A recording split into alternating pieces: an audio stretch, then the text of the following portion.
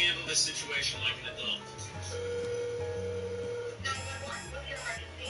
Hi, I'd like to report a drunk driver.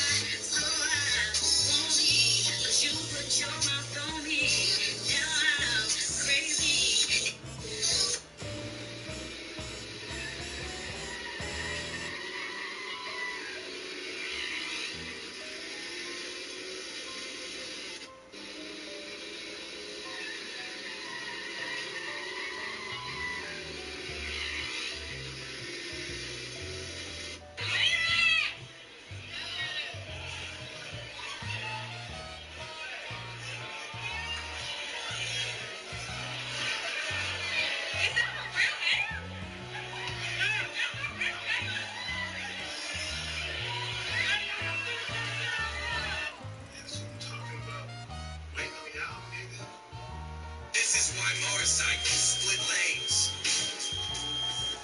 Because some drivers can't put their phone down for 1 second. This is why motorcycles split lanes. Because some drivers can't put their phone down for 1 second.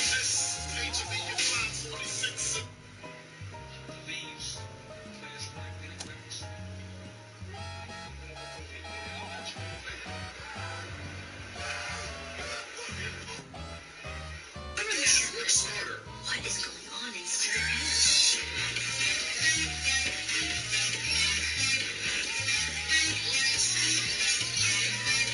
You ever wish you worked smarter? What is going on inside their head?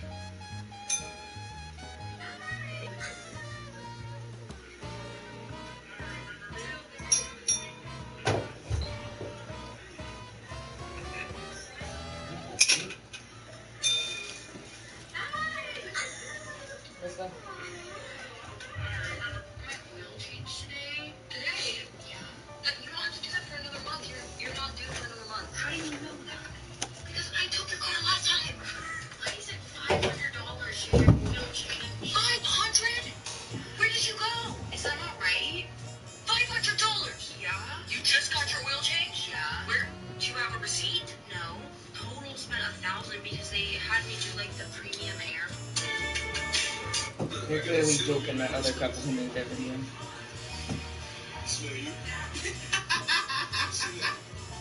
You're funny.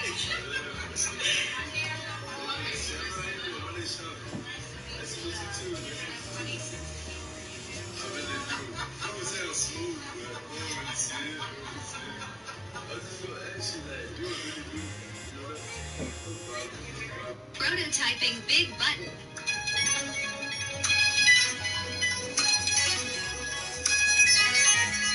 Boy, just for the information, I don't get it.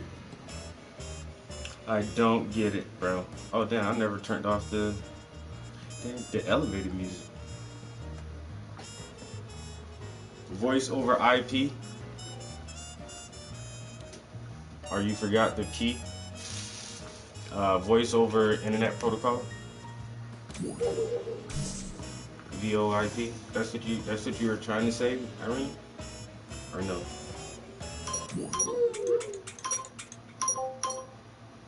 Cause I don't understand that little bit you just put there. Like you got to add something else to that.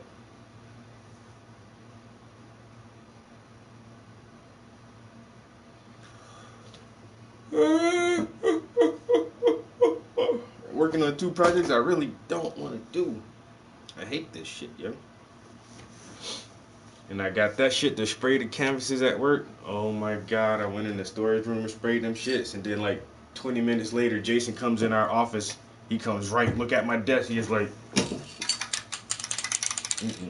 The WIC office, they're fucking crying. They're dying. They say they don't smell nothing but this shit. He's like, where'd you spray it at? I sprayed it in the fucking storage room. He's like, bro, we gotta open the doors and let air out. And it was, you can smell it. I ain't gonna lie, you can smell that shit. It's strong. But I was in our little storage room with the door closed. I didn't think it was gonna be that bad. We had to open the storage room door, open the foyer door, open the outside door to get air coming in from outside, and had a fan blowing that shit. But they complained to Jason about that shit. Like, oh, there's a terrible odor down here. We're gonna die. And then we got one guy a job at My Mother's Delicacies. He started today. He called us, well, he called Jennifer and said that his employer told him that I called your property manager and you're not on the lease. Maybe you want to fix that. And the dude was like dumbstruck. And so we're kind of thinking it's racial profiling. And then we had another candidate come in who needed those kind of hours and could work there. And we, Jen called the place again and said, oh, we might have another guy who's coming who want to get a job. And the guy called back and no, he sent an email or something and saying, oh, we're at max capacity right now for staff. We won't be doing any more hiring anytime soon. I think we sent him like a rough looking guy, and this motherfucker profiled this dude and Googled his address and got the fucking property manager's phone number, called him and started questioning everything about this guy. Yeah, that shit was crazy. And then tell us, oh, we don't want nobody else from Outreach to come work with us no more. Just because of one person? Yeah, but he didn't say we don't want Outreach people to work for us. He said we're filled to capacity right now, and we'll let you know when. All right, motherfucker, I can read between the lines, bitch. That shit was stupid. Like, I don't know. That's some hardcore racial profiling. And I was gonna go like patronize their business because their menus look good and their pastries and shit look good. And I was gonna go like have some lunch over there one time or get a donut or something. But like, nah, fuck you. I should go with like a mystery shopper and make like I want a job and see how they treat me. But that shit wild. But then you have to send a white or light skinned person in there as well. You see the difference? Yeah, to have a control group. Female, male, light, dark. Yeah. That's still pretty strange. This motherfucker look up his address and get this information on it and then tell him. Like, oh, yeah, you're not. So apparently it must be like some Section 8 housing or something that he feels like, I could have rat you out. You stand with your baby mama on Section 8. She ain't supposed to have so many people living there. Oh, you not on the lease. Why you even need to call somebody and figure? I'm here to work, bro. You don't need to know my living condition, my living situation, and none of that shit. I got an address. Job when I was living in Maryland before I moved here, and we were still doing long distance, and I was working in that call center for the podiatrist. Remember when I sent you the picture of that lady? She lived in a nice house, come from a nice family, and she be slumped over like this because that bitch is addicted to fucking pills, and she has to take them some throughout the middle of the day, and then by afternoon time, she be sleep pressing keys with her face. But an address service if somebody's gonna be a good employee. Yeah, exactly. Oh, he live on this side of town at this. Oh, that's Section 8 housing. Maybe he's trying to get out of it. Maybe he wants to get out of the projects. Yeah. I'm not surprised though. That's how they are out here.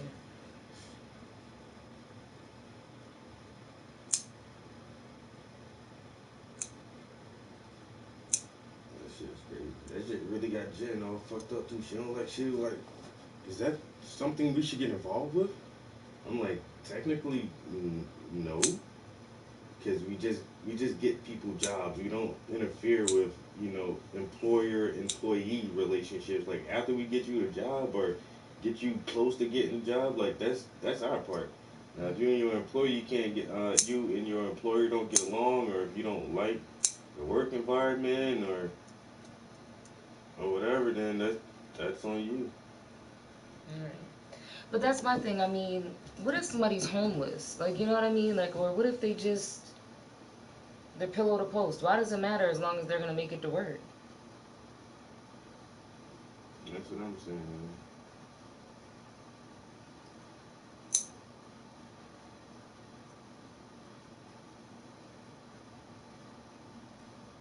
That's the thing. It's like, oh, go to jail or do this, and we're gonna rehabilitate you. But when you get out, you're gonna have a hell of a time finding any kind of work, and we're gonna harass you to even work in these warehouses and factories and everything else. We need to know everything about you. Where you slept last night, what you ate this morning, what time you took a shit. We need to know everything.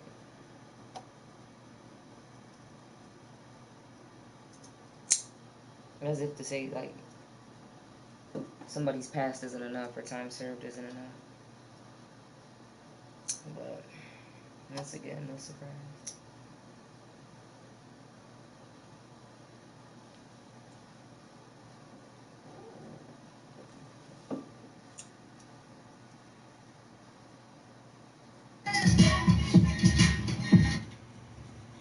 So Matthews, you're not gonna explain yourself? Just voice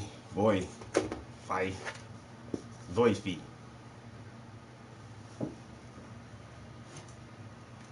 Inspiring words of wisdom. You've never heard of this guy? That's too fucking bad, yo. It's too bad if you've never heard of this guy, because this dude is a fucking shit. Oh, these just a bunch of little quotes. I like it. I thought it was gonna be like a chapter book, but I like it. That's the right one, isn't it? Yeah. I didn't look. I just shared it. Like. I thought you wanted it. You don't normally share stuff unless you really fuck with it. Yeah, but I really fuck with Alan Watts, and it just had a cute little cover on it, and then people don't know about Alan Watts a lot, like, so I just shared it, like. Do you have anything else for him? No, I've never. No. There you go. Yeah. When I'm done, you can read now. Like. 'Cause I want to read your book. I listened to his shit like years ago, just like his long format lectures, and then a couple years ago I found like people started chopping it up and adding music to it, and like I don't know, I started listening to him again, like because there's another. Yeah, the music was a first for me recently. There's another guy I listened to, Alan Watt, without the S. Right. That's not confusing. And and that's how I came across Watts, because I was listening to a lot of Alan Watt, and then Turbyville put me on him. He had this show called Cutting Through the Matrix with Alan Watt, and that shit was good as fuck, yo. And me and Brandon was listening to him like 15 years ago, 10, 15 years ago, and then that was like before I was really on YouTube hardcore. Like we had CDs, yo. We would download like his CD from the website, the audio files, and listen to him like that. And then like YouTube came along and started listening to some Alan Watt on YouTube, and then I came across, I just, trying to find a video, and then Alan Watts popped up. I ain't even paying no attention, just started playing shit, and like, that's not Alan Watt. This guy sounds different. Like that's not that. But wait a minute. And yeah, so I wound up finding this guy where he. Yeah, we're still here. Come on down. So you want to live in a white-only country? Not necessarily white only, but a country that is clearly. Yeah, somebody just put some. I heard his inspirational speeches first, and honestly, like he just sounds like somebody you want to listen to. He has that strong like vibrato voice where he's just like, I'm Alan Watts. And he can tell a good joke too. What up? Yeah. He'll say something funny and turn a phrase real quick and make that shit funny. But I didn't realize it was a poetry book either when I got it. I was looking online for it, and it's not necessarily poetry, it's just quotes from him, right? Is it, or is it poems? Let's see. Okay, selected works by Alan Watt. He has 1, 2, 3, 4, 5, 6, 7, 8, 9, 10, 11, 12, 13, 14 different publications. This Barnes & Noble's right here was the only place that had it in stock. Everywhere else was like, you can get it next week. Yeah, it doesn't say poetry. It's the title itself. There is never anything but the present. That's in quotations. That's a quote from Alan Watts. And other inspiring words of wisdom. So this is just like some of his quotes and sayings, which are dope because he said a lot of really like profound shit, but he says it so simplistically that you get it. Goes over your head, yeah. Well, I think it goes over some people's heads too, but. Yeah, the Alan Watts with the chill step, yo. Like when I came across that shit, I'm like, okay. Well, I didn't know he had something with an intro from Deepak. That's why I got the one I got. I'm like, look, I'm gonna get both of us some Alan Watts shit, but I didn't want to get the same exact book I got here. So I'm like, let me fuck with this Deepak one because he's one of the best. When no risk is taken, there is no freedom. Mm-hmm. You know I'm incorporating some of these sayings in my art. Y'all might make a whole like series of me wearing T-shirts where Watts quotes on that shit, yo. The only way to make sense out of change is to plunge into it, move with it, and join the dance. The individual is an aperture through which the whole energy of the universe is aware of itself.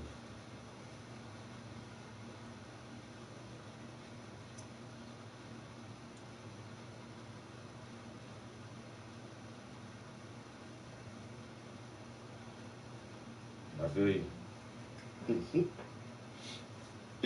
Based on a European model in which whites will basically remain the overwhelming majority in perpetuity. Okay, how do you achieve that? Well, that's an excellent question. Donald Trump has got some first good steps in mind. He wants to make sure no more illegal immigrants come into the country, and he wants to make sure that all illegal immigrants here go back. He wants to end birthright citizenship.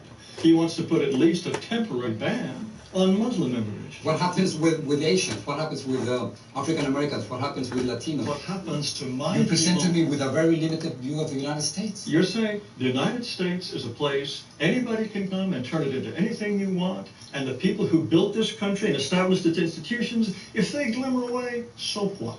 You are promoting a process that will reduce my people to a minority. You want more power for my people. That comes at the expense of my people's power. We're 17% of the population, and we only have 3 senators. So therefore, we don't have the political representation that we deserve. And you want more and more and more. Of course, because we only have How 3 much? senators. How much political? At this point, 14 senators. And 50 years from now, how many would you like? Let's talk about 50 years from now. In 2044, Yes. white, non-Hispanics will become a minority. Yes. Is that what you're afraid of? Mr. Ramos, it's fantastic for you for my people to lose power and become a minority. That's fantastic for you. How does it feel for Because me? it is our country. Our Mr. J. country, our... It is our Not that country. OG Do left. you think we both have the same rights in this country? I think that despite this nonsense in the Declaration about anybody... So we have 2 employees at our organization who are approaching their 25th year in serving the community. Yeah. And so my supervisor thought that it would be a nice gift to them to have like some kind of plaque, you know, or something commemorating their 25th year. And then I was like, yeah, that would be cool to have like something like that. And she was like, could you paint something like that? And I'm like, I mean, I could paint something like that. Just for their 25th anniversary. And I know both of the ladies, like, and they're both dope ass old ladies, yo. So I was like, yeah, I guess I could do that. And so they was like, all right. And so for the next couple of days until this shit done, because we got our annual board members brunch on Friday. That's when like the big people come down and everybody, we go to the golf club and have brunch and shit, and everybody get their awards and shit for the year and recognitions and all that shit. So this year, when they're giving out the awards, I think you get one every 5 years for your 5th year, your 10th year, you know, 15, 25. And so when they get their awards and all that shit at the ceremony for their 25th year of service, then they'll be presented with these 2 paintings. And our head director, she's like, oh, Travis, you should take a picture with the paintings. I was like, I'll wait till Friday so I can take a picture with them holding the paintings. And then we can do it like that. But it's just a little simple as fucking acrylic paintings I did. But I got to work on these shits like all day Monday, all day Tuesday, and a little bit of the day. So for like the last 2 days and a couple hours. Like, I really ain't had to do shit else at work. It's all I did at work, yo, for like 2 days. But that's like a painting a day. They got that. Y'all good on that shit, yo. And then, oh, wow. Yo. What's that? What'd you do? I just tapped on it twice, and this shit wants to read The word? the script on a fucking picture, yo. These algorithms are getting so fucking smart, yo. This phone can read this shit, yo, from a picture that I took. This is a picture in my photo file, and I zoom in on the word anniversary and tap it, and the phone is like, oh, do you want me to look that word up? What you want me to do with that word right there? It's like, how can you know that word from the picture on the, like, this shit is getting smart, bro. Smartphones is, click on happy. That shit's like, yeah, what you want me to do with that? You want me to do something with that word right there? You want me to copy that? You want me to look that up? You want me to select that right there? Even the 25, yo, like, and the 25 is like written all weird, and it has this flower and everything on there, and the algorithm is still trying to understand that shit from the photograph. Now I need to go look at some other shit. Let me just pull up another old picture that has, okay, so what if I do this? You can't see that, huh? They can see some shit on here. That's crazy. What if I do this? Jesus Christ.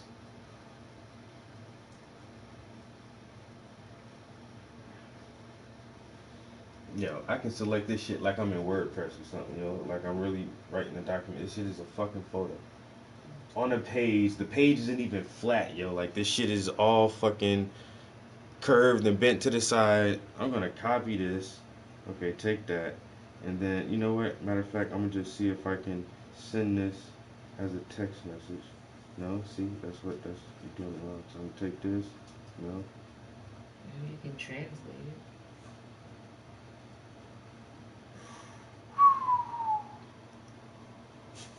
it. Yep. That shit copied the text and then wrote it out in the text message, yo. When you hit translate? Huh? When you hit translate? No, not when I hit translate. I just hit copy and paste. And it put the picture in there, and then it pastes it got all selection. The different fonts in the world. Yeah, all the selection that I fucking. Yeah, so how can it understand that shit from just the photo, though?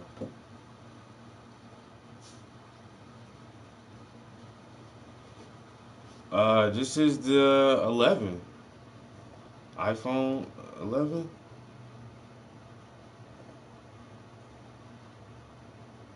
Yo, like it can read photographs now. That's crazy. Piggy said that. Yo, Piggy.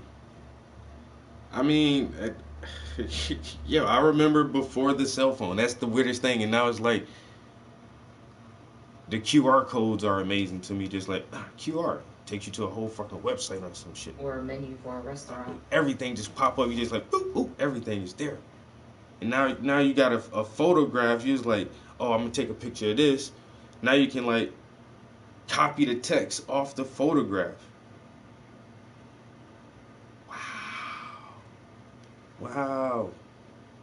This is a picture of the side of a truck. Like, I can just select the text off of there and copy and paste that shit into a different format and send it in the email, or, like, if I don't want to send the photograph and just the words itself, like, that's crazy.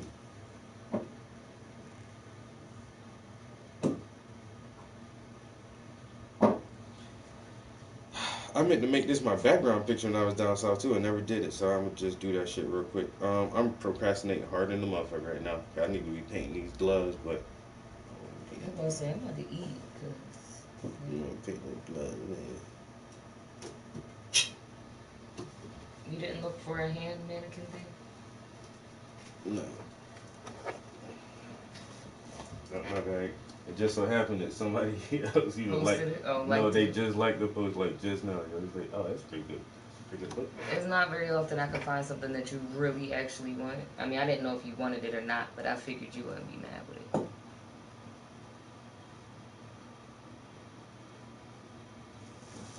And selfishly, I wanted a reason to get a new book for myself too, so it was a win on the first book. Oh, you gotta get the brush holder in there. The brush holder and the book. I don't need that in every picture though.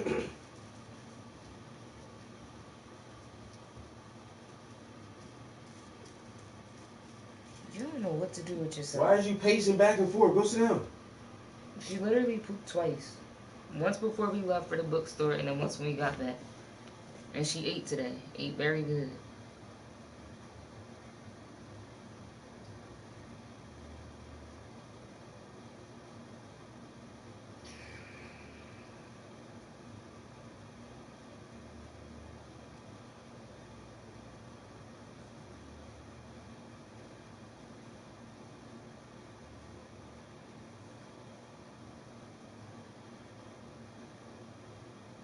I'm never gonna not see Dr. Seuss when I look at this picture.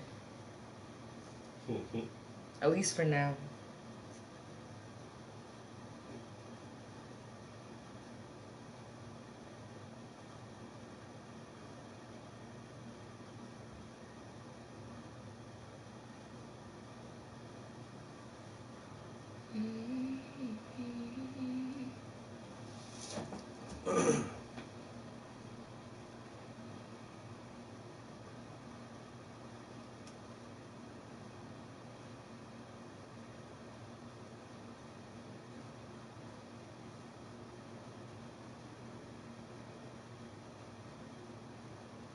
You want a snack or you good? I ain't running out of snack on. I mean, I honestly been meaning to get me some pistachios the last couple of times. You got spinach dip, you got celery and peanut butter. There's cookies down there. Your Rice Krispies you took to work. Cheese and crackers. There's rainbow sherbet down there. What are you drinking? Yeah, that's why I would rather have like a salty snack. I mean, do you, wow. Your phone does do the same shit, bro? I will, what now? No, I know you probably don't want your plate right now, but I'm about to eat. No, I need to pick this place. I'll offer. Just asking.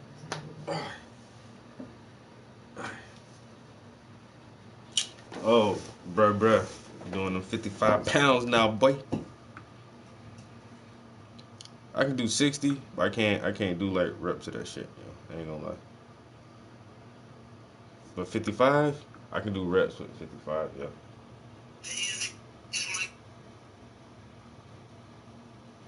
Nigga trying to get cocky slow.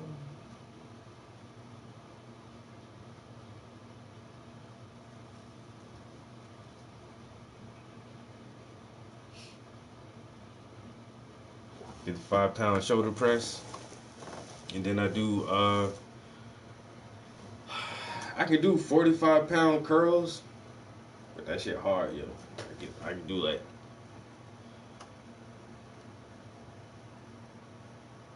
maybe 2 sets of 5 or 3 sets of 3. Or 45-pound dumbbell curls, yo.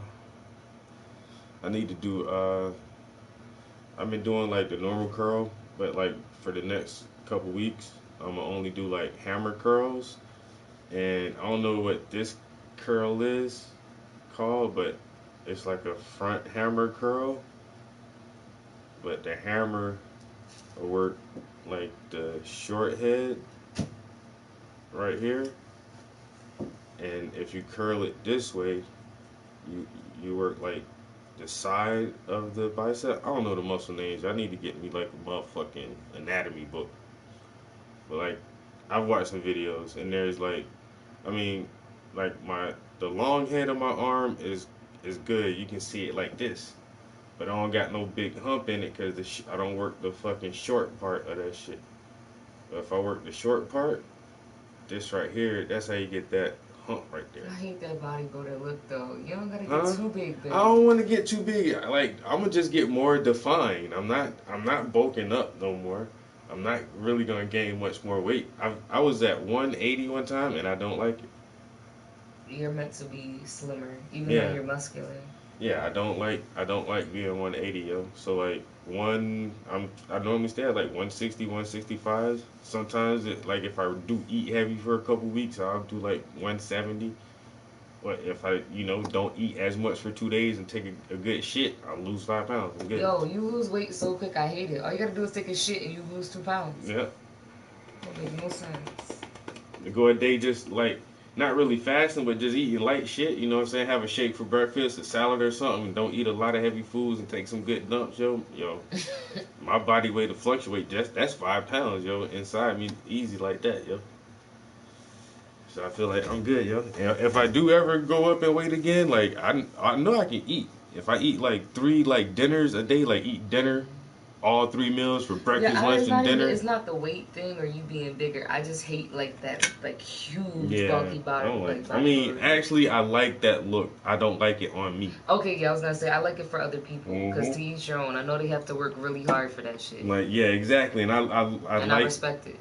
I like the shit that motherfucker, you really sculpted the fuck out of your body, yo. Like you can chisel, you can make yourself look like what you want to look like. And when I go to if I just go to search, like most of my shit is bodybuilding shit, yo. Bodybuilding and art. Bodybuilding, body, art, body, art. That's all come up in my feed, yo. What is that green thing? Is that a bra? No, that shows you which muscles he's working. Oh, like I couldn't see it from here. I'm like, what is that? Nah, it highlights, and you see how he's doing. Like that's how I do mine. That's how I was trained to do it. Lean, he was like, don't do it like that. He's like, punch it from the bottom. All of this. That shit is like. But yo, his I watch. Oh, this isn't his page though. But I watch this guy a lot, yo. He's like 45, 50, almost 50, something like that, yo. Where is he at? Yeah, and he does have a nice physique, and he's not like. Oh, he's short. Yeah, nice physique. He's not. But he does this thing where he makes his fucking chest muscles ripple. Yo, I've never seen anybody else do that shit, yo. That's not him. Hold on. Yo, he got this one shit. He can flex his chest in a way where you can see his muscles actually ripple up and then ripple back down. Like, bro, how the fuck do you do that? How do you have muscle control like that in your fucking chest? Like this. Yeah. Look at that shit up close.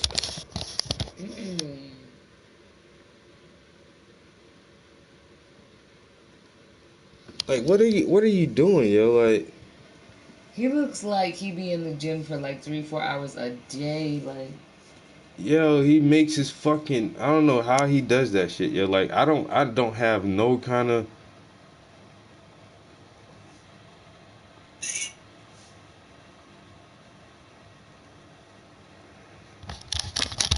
Yo, this motherfucker got crazy ass muscle control in his chest. That shit is weird, yo. But I don't follow him, but he pops up in my feed a lot. This motherfucker is like, he's lean. I tell you who have the best physiques to me, yo. Olympic gymnasts. Like those dudes who be doing like the horse and the fucking the parallel rings and all that shit. Check them motherfuckers' bodies out, yo. Them motherfuckers be having like the leanest, most muscular bodies ever, yo. Like male Olympic gymnasts.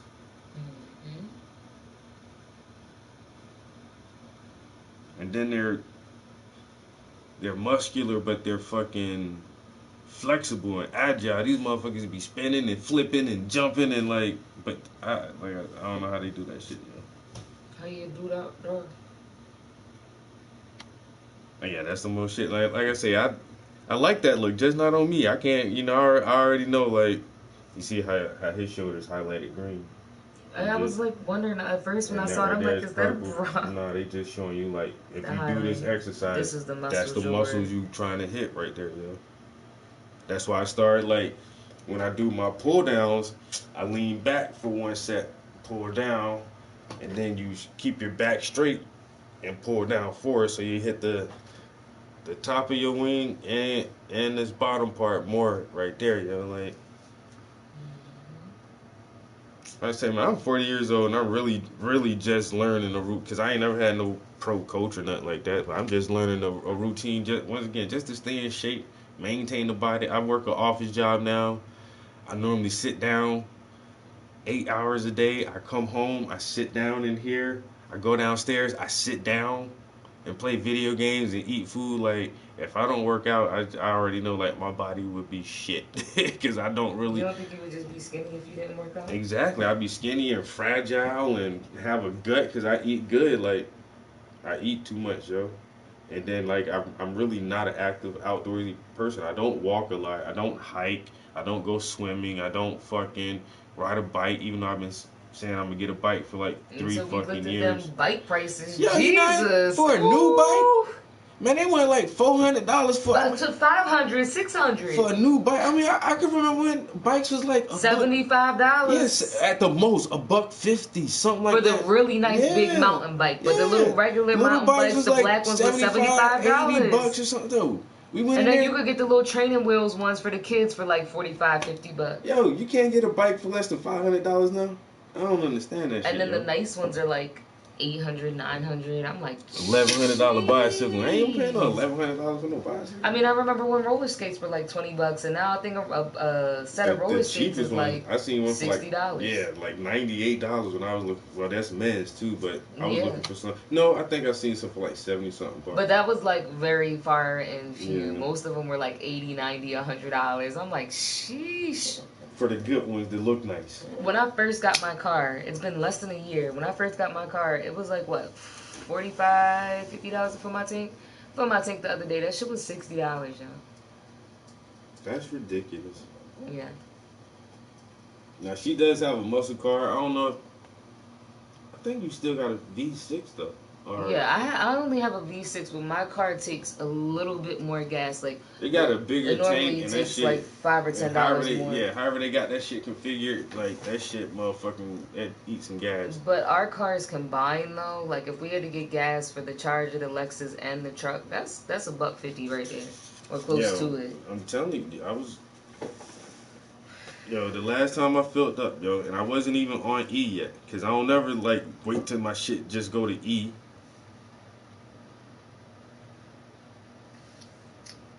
How you do that there? But I wasn't even on empty, yo. Had like a quarter tank, probably a little bit less, and I filled up $50.78 for 13. Like, okay, I must be, so if that's 14 gallons, I probably got like a 16-gallon tank. You know, or something like that, 16 or 17-gallon tank. But for 13, basically 14 gallons of gas, I paid $50.78 for that shit, yo. I was like, what the fuck, yo? What the fuck? Like, I've never in my life paid this much. Like, even when I had my fucking truck when I first got that shit, I can fill that bitch up for like $40, $42. Slam fill for $42. Now it takes fucking $50 to fill up a car. And that's why I don't even fill up my truck no more, yo. I feel like the truck might be less than the cars though. Yeah, it might be, yo. But that shit is a V6 too, yo. We just don't drive. The Chevy, yeah. But then I just keep it on half full now. That's what I'm saying. But between all of the cars, easily we could spend $150. Yeah. Easy. On just filling them bitches up, yo. And both of our cars gotta get filled up weekly, like. That's what I'm saying. I'm spending fucking $200 a month in just gas, just getting to and from work, yo.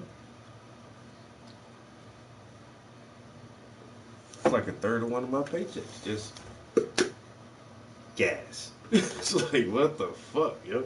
I work 30 minutes from home, and I got a heavy foot, so I burn a little bit more gas than necessary. I get that. Oh my God, dude. But so annoying today. I took you with me. I took you out the house, and you still being needy. That henna tattoo. Oh, I gotta pull that back up on my phone. Okay, guys, 40 minutes. I really am procrastinating bad. But I ain't really doing shit, you know what I'm saying? So I'm just keep the camera like this. And she say, oh, as long as you have them by like the 20th. All right, I got you. No problem. All right. Alright, so that was basically all of that design anyway. So now, and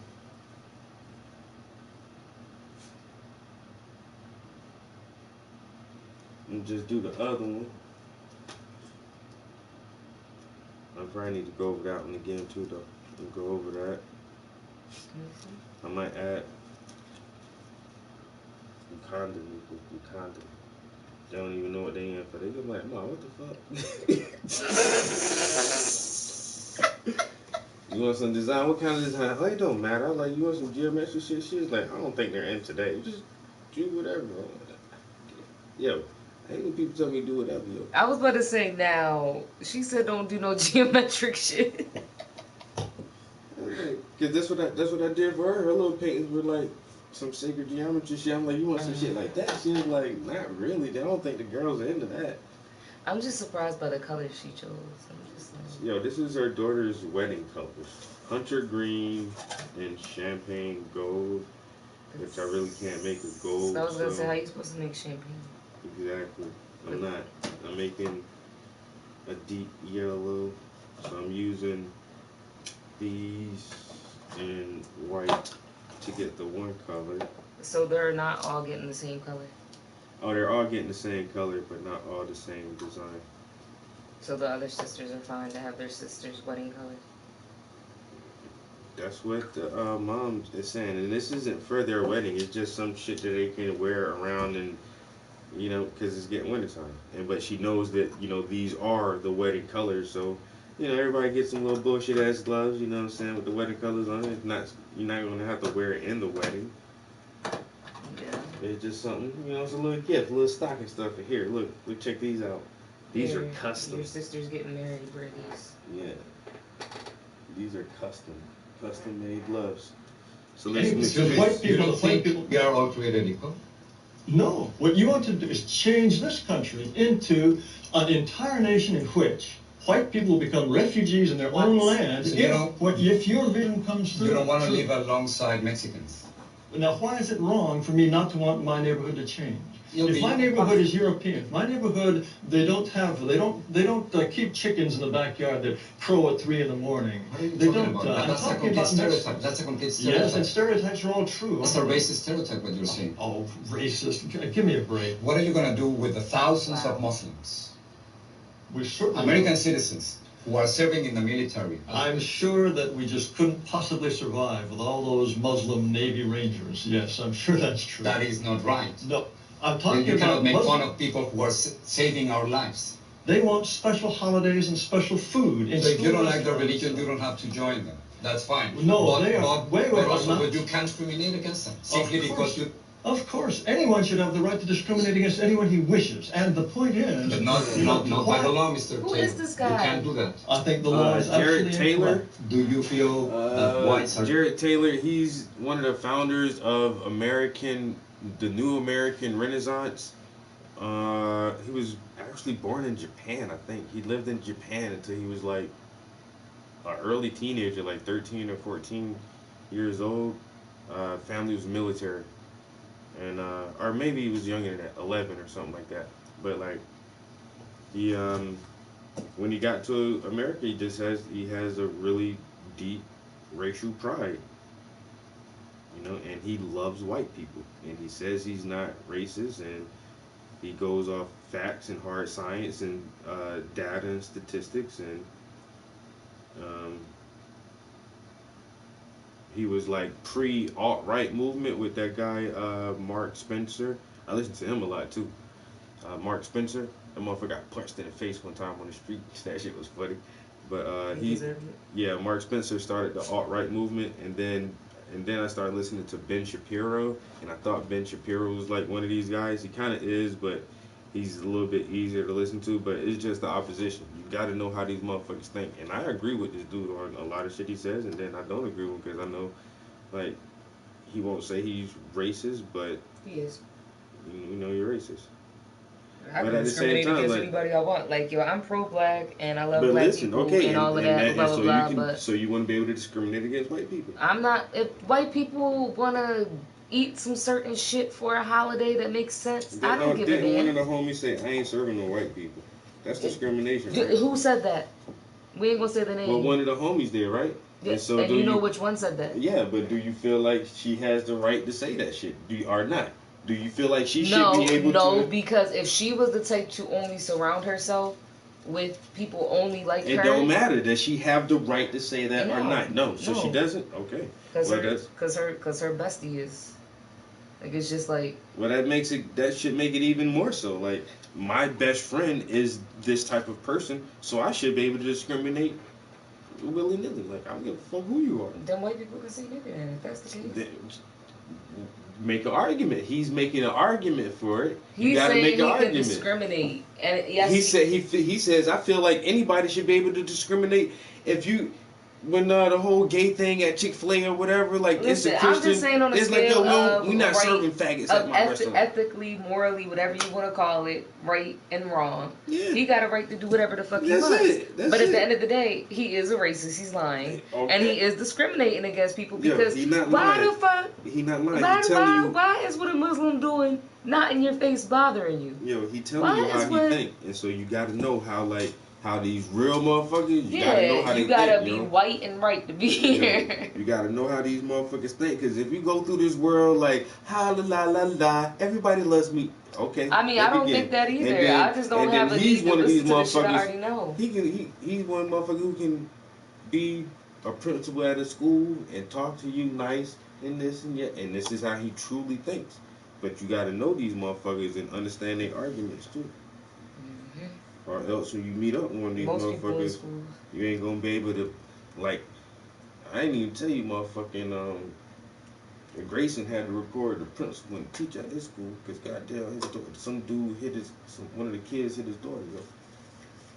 He is like, so y'all condone this type of activity? Y'all breeding like women beaters around here? No, but we reviewed the tape and it was a playful slap.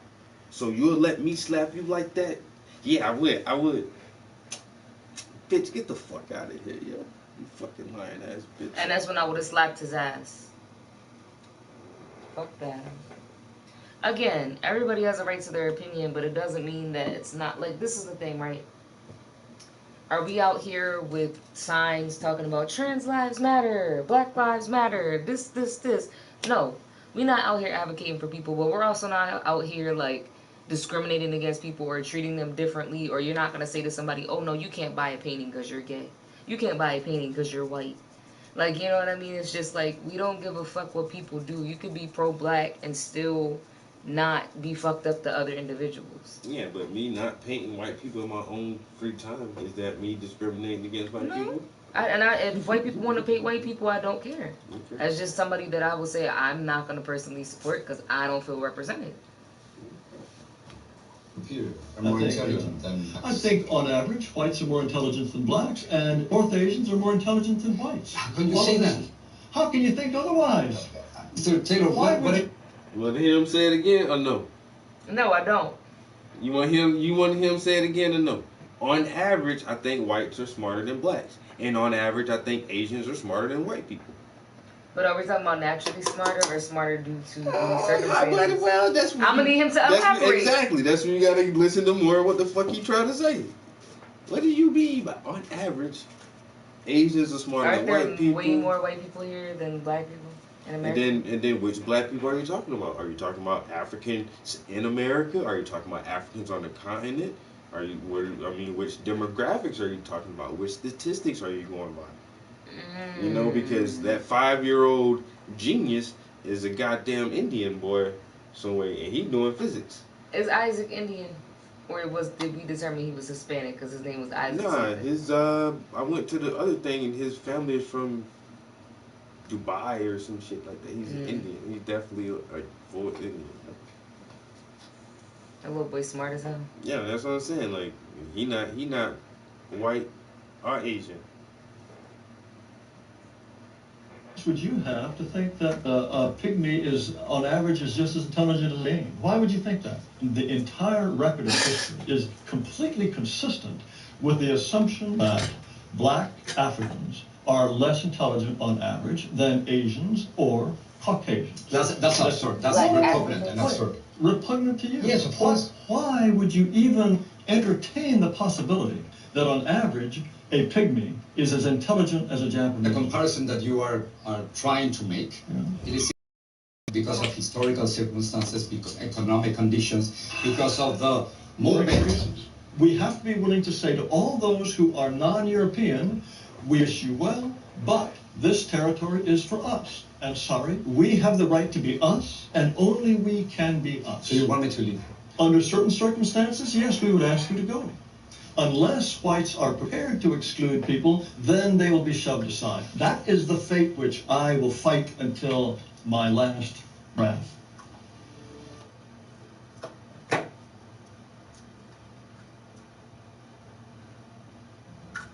Riley. Riley. Hi. There's someone here who wants to meet you.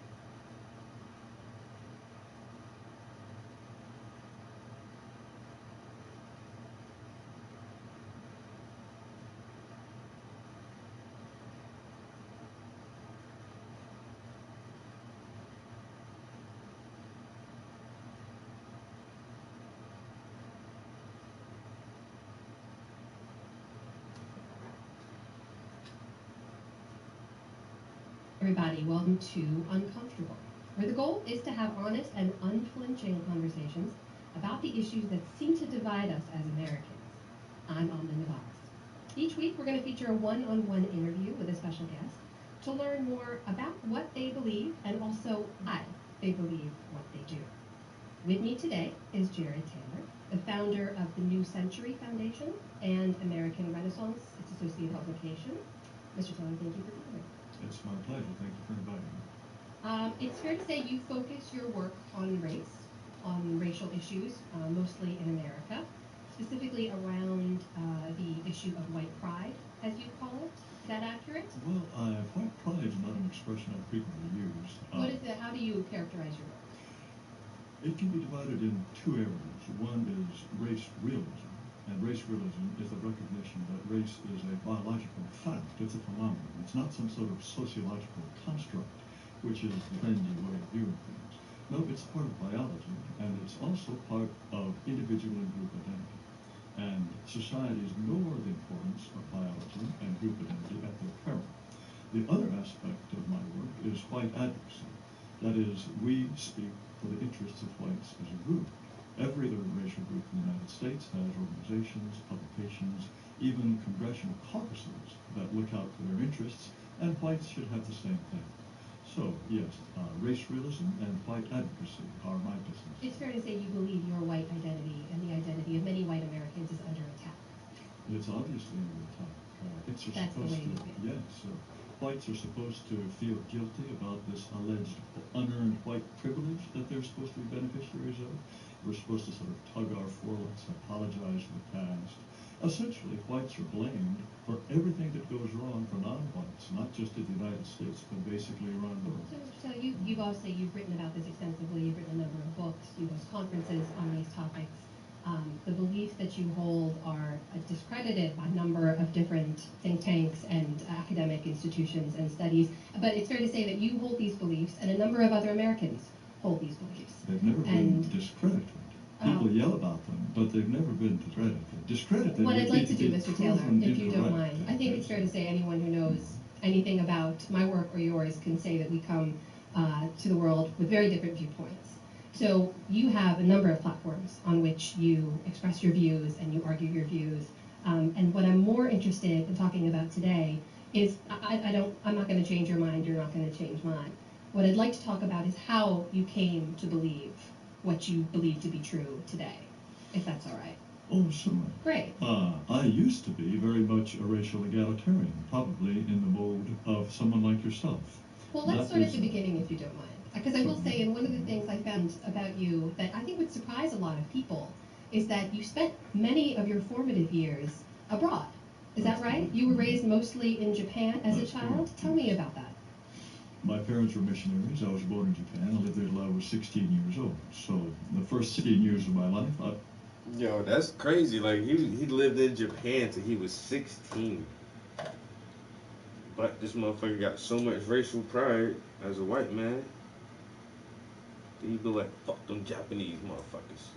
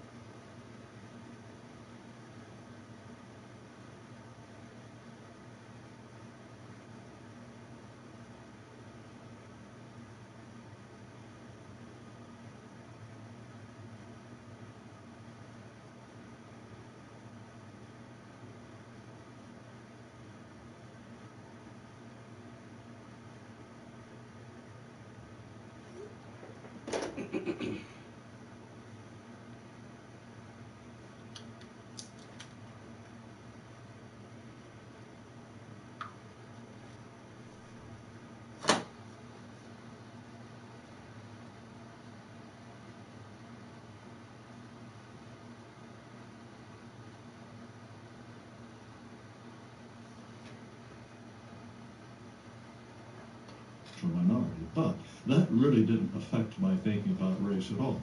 Wait, my parents I just want to no. back you up for a second here. Because I'd like to make this a conversation, if you Sure. don't mind. And I understand you've talked about this before, but there are parts of this that I just find fascinating. Because you can't have been one of many young white children. No, we in were your- the only honkies for miles around. You were the only white family. So you must have stood out in school? Of course. Of Did course. you have any other white friends? Any friends No, in other... there weren't any other white people around.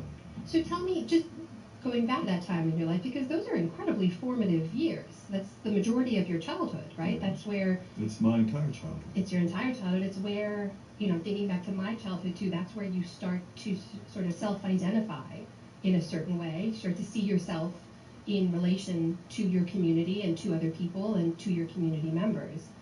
What was that like for you? Did you experience discrimination as a white minority there? Sure, a What certain kind? amount of discrimination. Oh, well, I was physically larger than my classmates. And where I grew up, a man or a boy had no status at all unless he was prepared to get into fistfights. And there was some sort of credit in overpowering the larger white guy. And so I had to do a fair amount of fist fighting in order to establish my status. But that was just part of the way things worked there. So you were physically bullied, though? Not really. It was not so much bullying. It was just that in order to establish yourself in the pecking order, you had to be prepared to fight. And I was not going to be an utterly statusless loser, so I was prepared to fight. But don't get me wrong, I have very, very fond memories of my childhood. I made many fast friends who are friends to this day.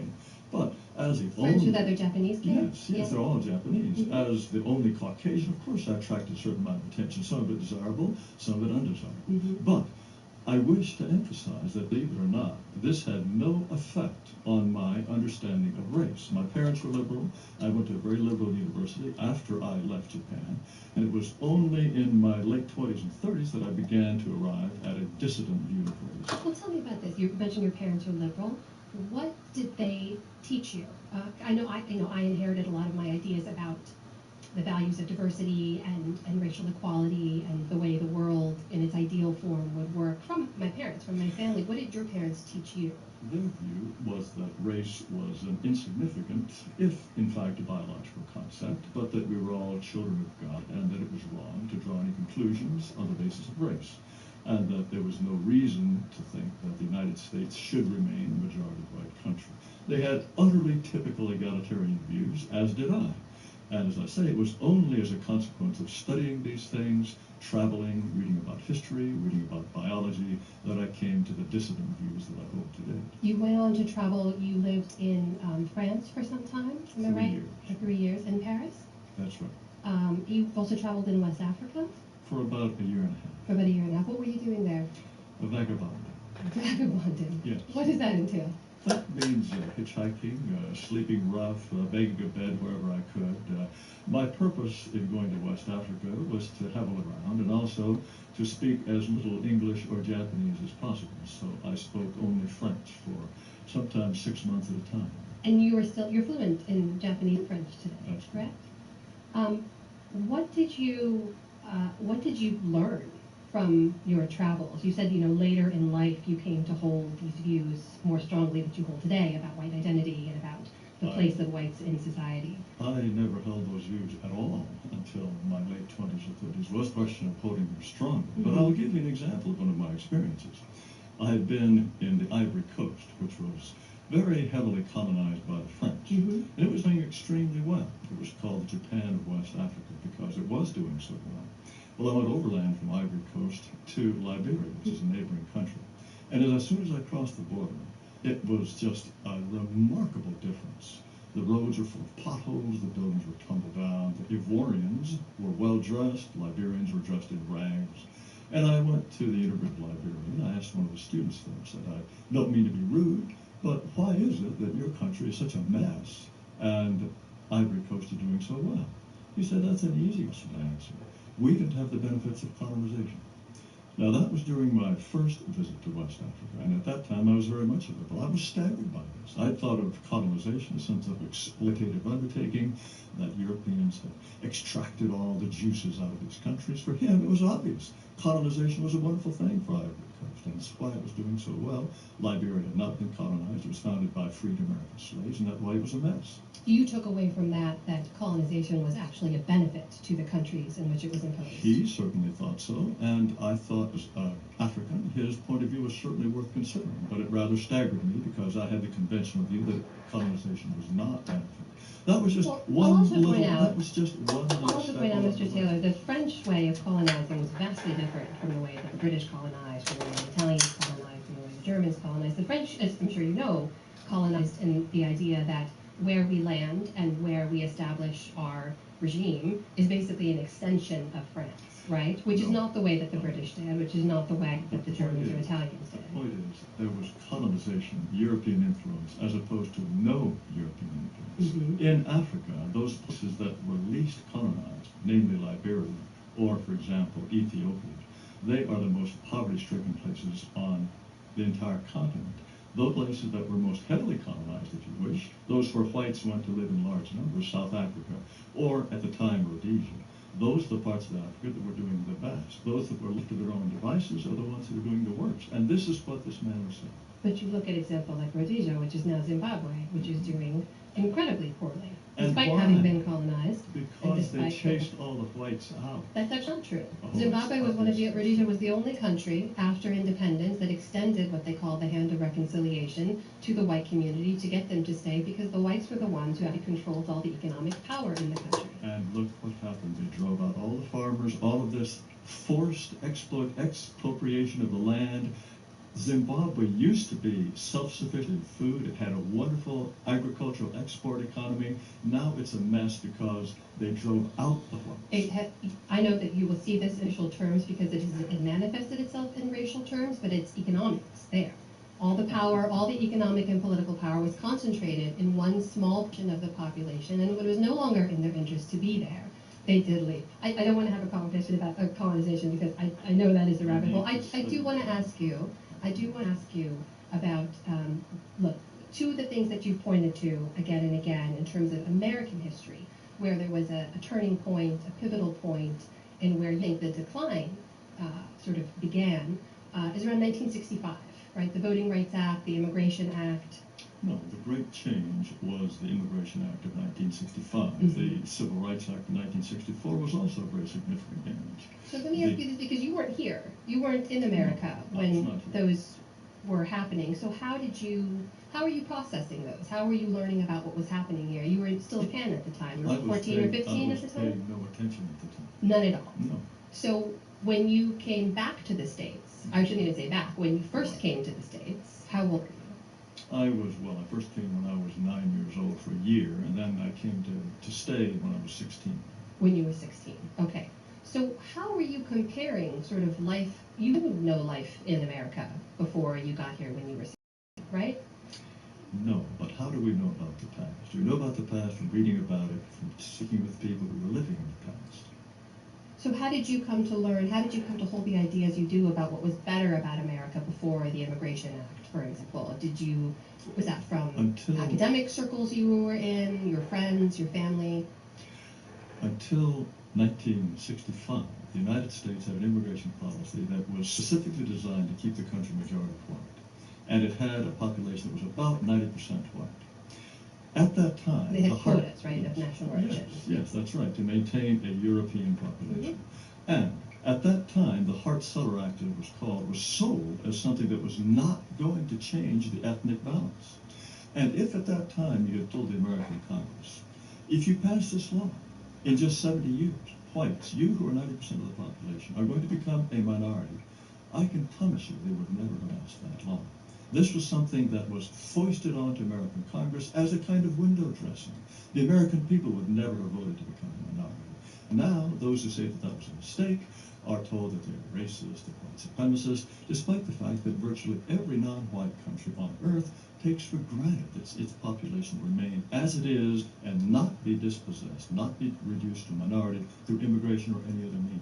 But the Immigration Act, as it was passed, and you're right at the time that it was characterized as something that wouldn't have enormous change on society at that time. I'm glad we agree. Yeah, I know. I've read about it as well. At the time, it was passed really with two purposes, right? One was to reunite immigrant families, and the other was to attract skilled labor. It was to actually continue to contribute to the modernization and progress of the American economy. It ended up being a family reunification bill, but the people who made use of that were not the original Europeans. And one of the most important aspects of that bill was in the context of the Cold War. The United States competing with the Soviet Union for influence all around the Third World. And it made it easier for the Soviet Union to say, look at these horrible Hey, same old shit, bro.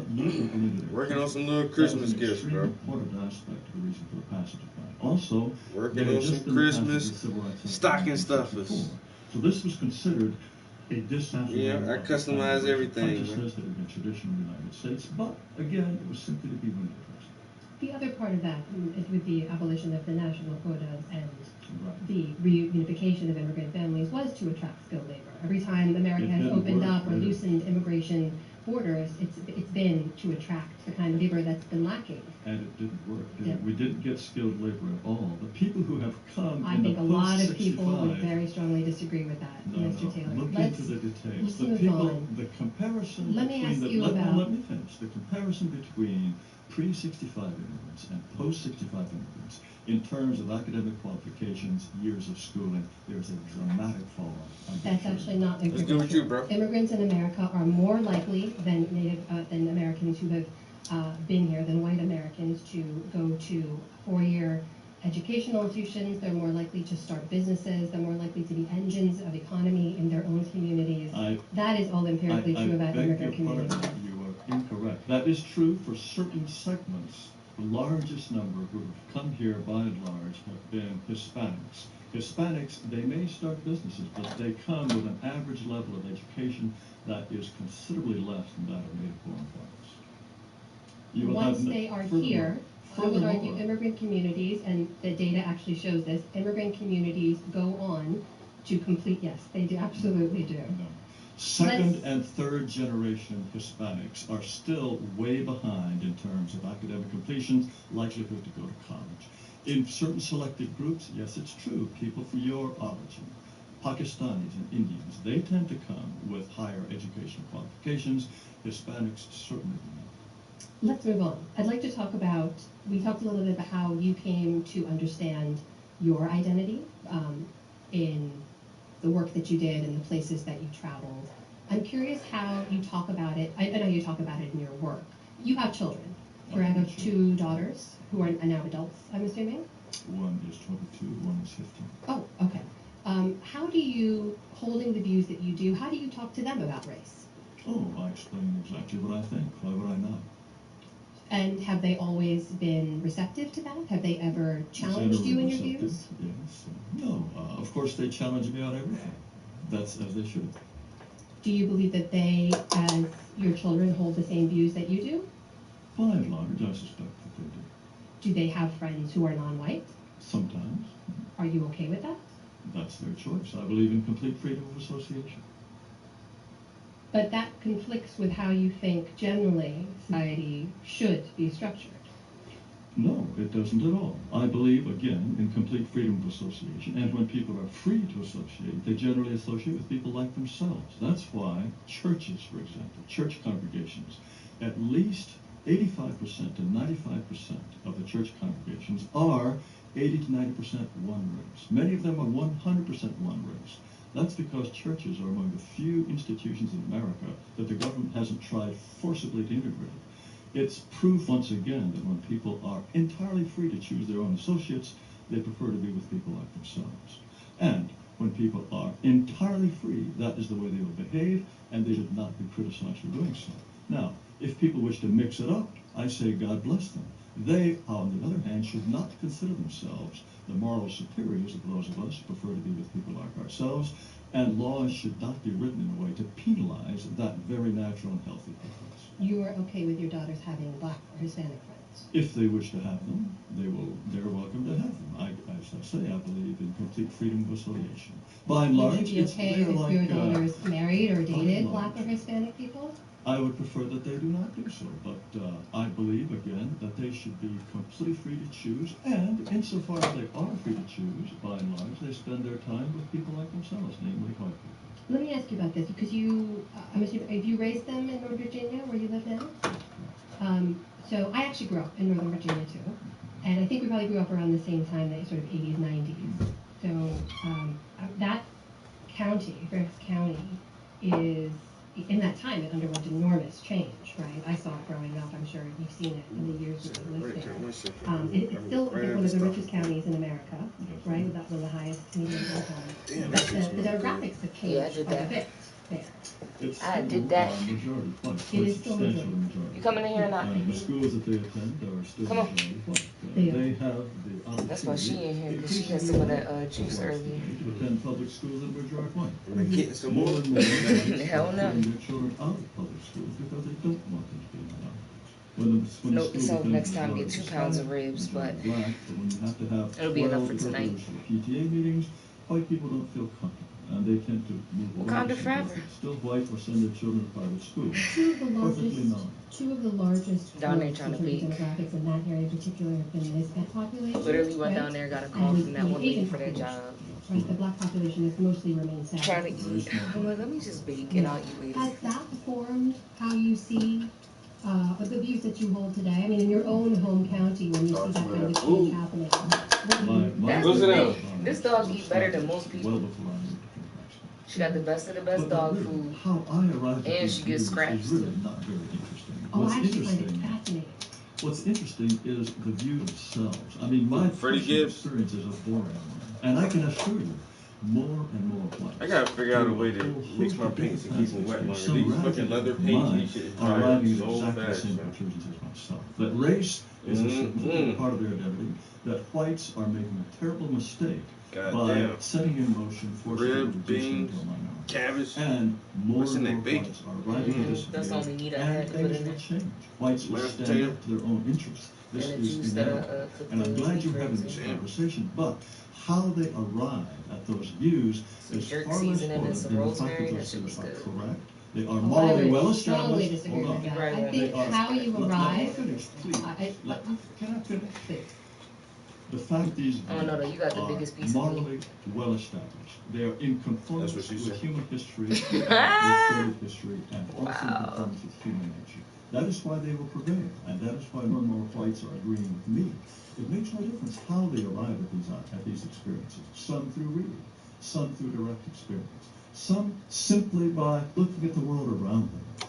These views will ultimately prevail because, again, they are morally unimpeachable, they are founded in human history and also in human nature. I would disagree with several of the points that you were making, and that is fine. I understand that you hold these beliefs and that there are a certain portion of Americans who share those ideals with you. Increasingly so. I would argue it's actually very important how you came to arrive at Why? these views, because What I find it difference does it interesting, make? because I think the process of how you come to believe what to be true is just as interesting as what you believe to be true. I think it's really strictly anecdotal. The truth You don't is believe much anything more unless you're important than how convinced you of arrive. it. So And But truth in any is also case, highly yes. she's trying to subjective. figure Should out we what's move on to convincing. politics? No, and there shall we? are objective truths. There Can't are wait till objective next year. truths. The reality of race, for We ate example, good is for an objective Thanksgiving. truth. How We had one little arrives at filet that is mignons, vastly less little important. The bacon fact wrapped that it fillets. is a biological fact. And fried chicken. Race is also as much about perception as it is about what you believe and how you But self-identify. we You eat beef really ribs think just So on lettuce- Wednesday that night the just differences because between a pygmy and an Australian aborigine he is obsessed with pygmies. It's a point. I get it. Yo, What's good, Jalen? I just noticed another one of my coworkers, like 3 out of 5 days, these motherfuckers eating some microwave frozen lunches and shit. I'm like, bro, I'm see how y'all survive on that shit. No. That's why they always want to know what you eating. And I had some quick shit today for lunch, but I don't gotta eat like that every day. Like, y'all motherfuckers just eat. You just cool eating fucking frozen dinners. Like, your freezer must be full of them shits, yo. Yeah, you probably only gotta eat some quick shit, like maybe like twice a month, when No. we really just don't have leftovers. And I keep pot pies and motherfucking pizzas, like frozen pizzas and shit around. That's most of my shit for when, like, I'm super lazy and just don't feel like cooking. But if she not cooking, I'm a cook something. I ain't buying a motherfucking 6 or 7 motherfucking freezer meals. Mm-mm. 9 times out of 10 I'm cooking, but if I'm not, even when we eat out the freezer, we go hook up and make it. No, that shit Or like crazy, quick though. shit. I'm talking about eat that shit Somehow all the a time. matter All of the time. Yeah, them little Michelina meals and all that shit, no thank you. I biological believe that cuisines modern and all kind of America, shit. I mean, I race get it, is but- absolutely that. as it is Goddamn anything right. else. Yes, you have to have a much more How long nuanced did you view put a than fucking a strict sandwich together? ideological, moral Sandwich, a salad. argument I mean, how used long in did it the take you to Chicken put A it? yogurt parfait. Mr. Taylor, I know your Cook time some is chicken, limited, and make I some don't rice, want to waste like, it. goddamn. I'd really like to move on. Don't let the Politically. people on YouTube tell you. They're gonna say, We're season your hosting chicken here, lightly and with I salt thank and you for pepper. accepting our invitation, Oh, yeah. because more and more people who share your worldview have appeared to become yum. emboldened and speaking out more about it, Eat as you have Snickers been and doing stuff for too. decades now. You I'd can like ask to my lunch. know, first of all, do you support I say it Mr. all the Trump time. as president? I used to Oh, cook during the before I campaign. lived here, but like now I cook all the time because the food is just Is- so trash. Is that an We might as well just cook I at can home. do- I can do or is better that a myself, man. pro-President Trump view? I would say it's about a 50-50 I expression. swear. Really? Even when Okay. it comes to a So simple ass you grilled called cheese. him a sign of rising No. white consciousness. The last place I we think went, that his electoral success reflects to some That was unmeasurable good. degree That shit been a slamming. That was good. among that shit was clients. slamming. I wouldn't have They thought do to made that have Reuben like that. interests. Donald That shit Trump been is slamming. not I want that a Reuben racial again. nation. Yeah. And my He homie is worked right American by the nation. spot. He Man, this doesn't think motherfucker in been racial telling me terms all as far year, as oh I'm man, you concerned. gotta, But you at know, least you to gotta make eat some the Well, lunch. the chicken sandwich was nation good, but I couldn't is the eat it at first home for step to sure. making legitimate But that distinctions Reuben, in terms though, of race. So That is that why was I different. support Reuben What was did you delicious, see yo. him do And I or don't even like say Reubens, and I during was the like, campaign damn. that said to you he was the candidate for you? That and then Oh, that that's place by your obvious. aunt's He house. promised to send Where we home got every the single breakfast illegal food. immigrant. That was He good. talked about Motherfucker had perhaps fish and grits in the forbidding restaurant. I'm much like, And I think I of had Trump, chicken as and immigrants, waffles, at least because I'm temporarily. get the same He thing promised every to build a time. wall so that no more illegal immigrants would come. All of those steps would slow down Yeah, that was the the last time we possession ate of good. whites. They would And then slow when we were the down south process for the whereby goddamn whites would be Shoney's. reduced to a minority. And it is slowing down that process is one that I highly, highly support. Shoney's- Now, I That shit don't been think extra that he good. arrived All at the his local policies people, because he thinks motherfuckers know in how to eat terms that of the shit. racial demographic No. feature of the United States. Well, I mean, I the think biggest he's an thing for me was the American fruit.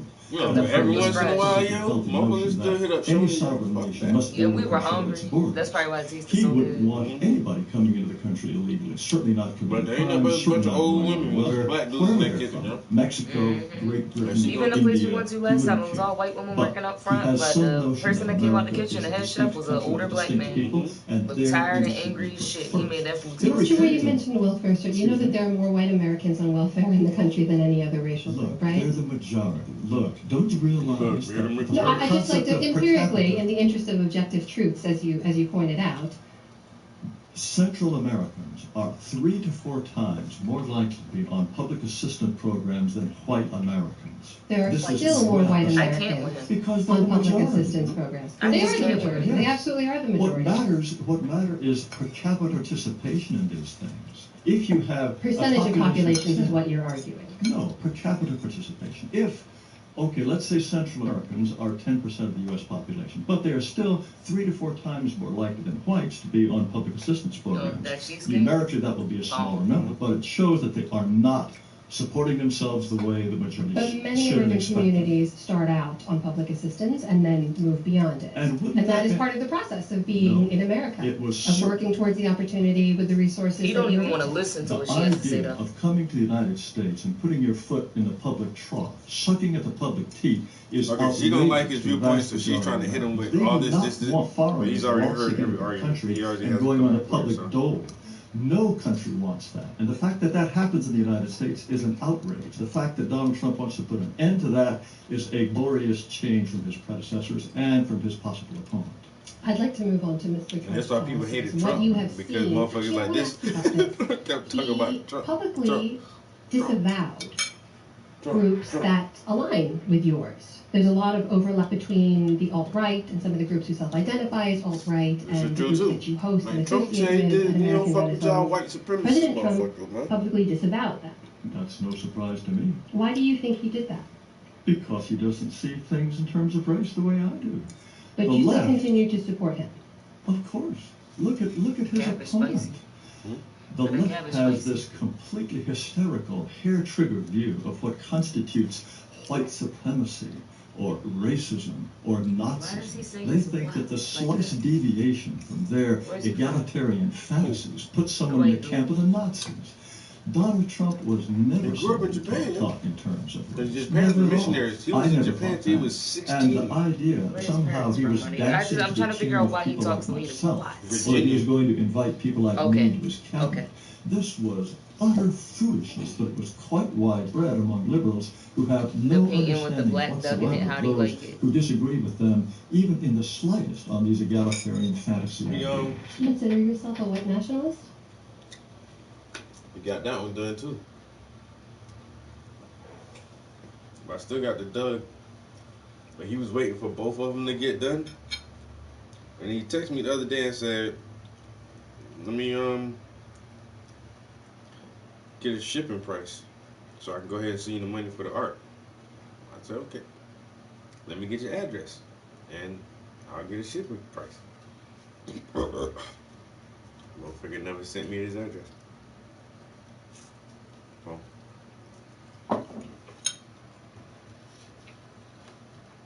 But you got 2 paintings that's done now. Nice, both of them.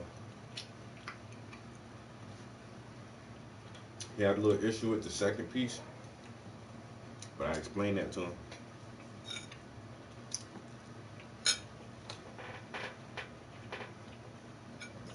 I have told you I consider myself a race realist and a white advocate. I don't use the term white nationalist. I know you don't use it, but in terms of what white nationalism means, which is that America should be a homeland for whites, you believe in that. I think whites deserve a homeland. Whites deserve a place in which they Europe? are the unquestioned majority, in which they can pursue their destiny free from the unwanted race of people unlike themselves. And I think all people should have that right. Do you consider yourself a white just a supremacist? moment. So stay your ass the We fuck out of as Africa and whites everywhere have the right else. to be us, Use your and European only we resources and can see be how us. long y'all niggas And we live. can be us only if we have a Or am I territory wrong? that is unquestionably one in which we are the majority. White supremacy is a word that should be completely retired from Why? contemporary, because a white supremacist is presumably someone who wants to rule over people of other races. No, that's not what I believe. The white supremacist is someone who believes that whites are inherently better in some way, as you have argued, biologically or morally, than other racial groups. If you wish to define it in those terms, I think that I East think that's Asians... the way that most people No, actually a talk. white supremacist would be someone who wished to colonize Africa, who wished to enslave blacks, who wished to implement Jim Crow. That is white supremacy. Those are extreme manifestations of that ideology. But If you today, were to define it in terms of thinking that whites are superior to others, that doesn't apply to me at all. I think that East Asians have higher average IQs, they have lower crime rates, lower illegitimacy rates. You could describe them in many ways as objectively superior. but you also believe in relation to black and Hispanic communities that whites are morally and biologically I better. say nothing whatsoever about she's morality. Hispanic, but she always I can say talk black about and Hispanic individual is traits. black. I think that Lower than Very Hispanic, disparagingly right? about black and Hispanic communities. Black and Hispanic. Why don't you say Hispanic and black It if is you're objective Hispanic? that you have said incredibly disparaging things I ain't about gonna black argue and that. Hispanic communities. I've talked clearly about standing crime up for rates, it. I've talked Yeah, about but she's trying to rates. piggyback on I've talked about blacks. verifiable phenomena. Now, Yep. what I've Let me said put is this that let's just talk about athletic ability. I think that blacks are probably superior to whites in many athletic respects. In terms of intelligence, I think on average whites are superior to blacks. Again, East Asians are superior to whites. The whole idea that the races are all 100% mathematically equal, this is a leftist fantasy. So There's nothing in the historical or the In- academic record that would make you think such a thing. In the racial hierarchy in your mind. There's no racial hierarchy. But you've already said that you believe East Asians to be superior to whites in many Look, respects. in certain respects, all I'm saying is the races are different. They build different societies. And if Asians wish to live in the society that they build, or if Mexicans or Argentines, if they wish to live in the society they build, that is fine. The idea of a hierarchy is alien to me. You we want have separatism, preferences. is what you'd like. What I Segregation. I have already told you what I want. Complete Appreciate freedom of association. Don't you remember my telling you that? Segregation what is some does sort that of mean? forcible separation. What does that mean for communities that are already integrated? You seem to be arguing that it's unnatural for people to be living integrated in that way. Are you arguing for segregation? Look, please, I've already told you, if people wish to mix it up, God bless them, let them do so. But those who wish to be separate should have that opportunity too. I've already said that. How does that happen? How? Happens spontaneously. Look at the way Americans live today. Do you think they live in a sort of a random race, completely oblivious manner? Of course not. Why are there black neighborhoods? Why are there Asian neighborhoods? Why are there white neighborhoods? That expresses the natural preferences of human beings. But Mr. Taylor, Why is it that in all... if I may, no major changes in our community have happened spontaneously. If you look at the arc of American history, what you've had is groups advocating, as you were arguing that white people should be advocating for their interests, if they're separate vastly from other racial groups. But no community has just spontaneously gained equal access to opportunities or civil rights. That's come as a result of mass ground level movements. That's come as a result of advocacy, of legislation. So what? So the kind of change you're arguing for, you're saying should happen spontaneously. That's impossible. No, it would happen spontaneously if people were just left alone. The example I gave you of church congregations being self-segregated naturally and spontaneously and happily.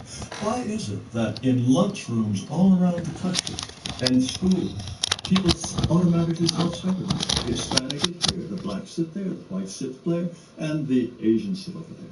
This is because they're expressing the natural tribalism of human beings. Hold on. Let us accept this. Let us set aside this foolish idea that we can build a society in which race can be made not to matter. The communists tried to build a society in which selfishness was going to be abolished. This was an abysmal misreading of human nature. And look at the misery that resulted. We are making a very similar mistake. We are trying to mold human nature as some wish it might be rather than recognizing it as it is. We are far better off taking humans as they are and building a society that reflects their nature rather than trying to force them into some artificial mold that meets some egalitarian fantasy. Let me ask you about people who may share your views and then be inspired to act. Yeah, he was very insistent on the layout of these paintings. So, yeah.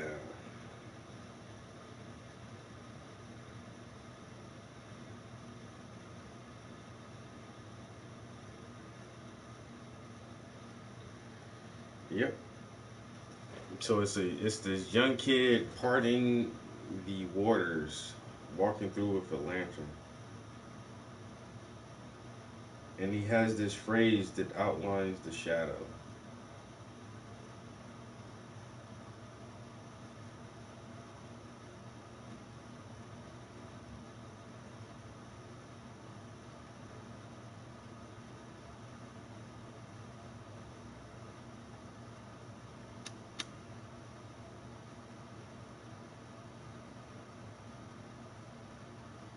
Show yourself, then show what you be fucking.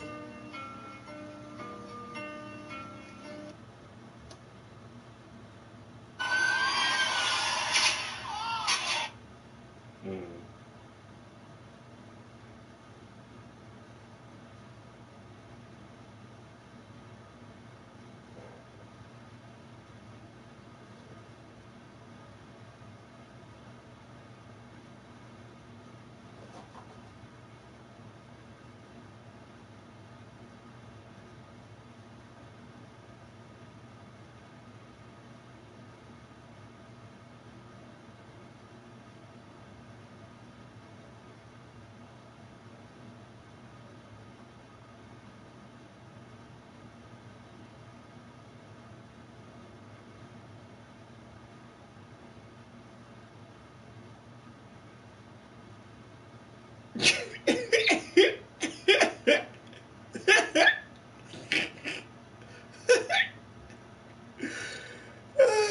I'm dead, nigga. Oh my god, yo. Oh damn.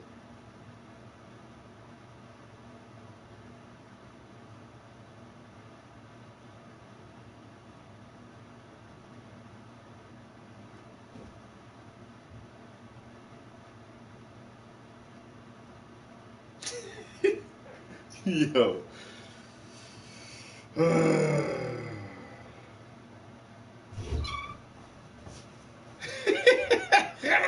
What, man? Yo, Chris sent me the funniest shit, yo. Oh my god.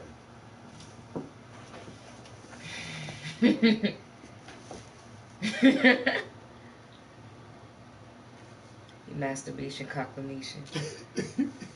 Masturbation magistrate. The meat bear? The meat minister. The meat minister? Who the fuck are you, bitch? She ain't wrong now. She told no lies. Everybody else thinks so. The Wanker Ward, what the fuck? Masturbation magistrate. Can we talk about this for a second? How the fuck in Texas can I get this shit for $1 million fucking dollars? Million, maybe .1, .2. But in fucking I New really York, need my own bakery. what $1 million gets you is some shit like this. Do you know how much this shit costs? 1.5 for this fucking pencil. So now you're stuck with some bullshit like this and $60,000 in taxes. What are you doing? I'm going to Texas.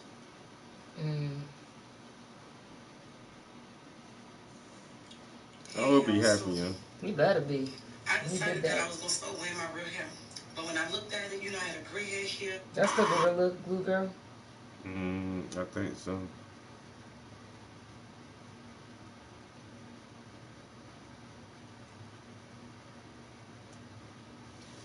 Alright, so the next one I'm going to do is just going to be on the thumb. And I was supposed to be looking for that, but then I seen that Chris hit me up with some memes.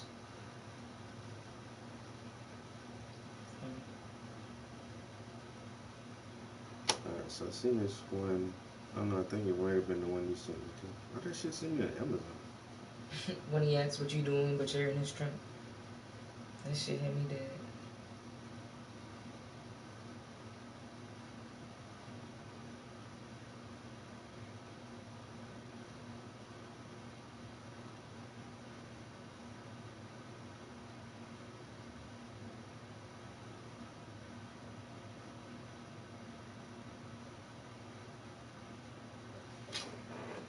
Alright, let me see another pair of them gloves over there. Cause those are done right here, son. That's it. $25. I'm gonna put some little, but damn, if I shellac that shit, I'm gonna have to do the whole thing. I'm gonna have to go back over that one a little bit. I don't know.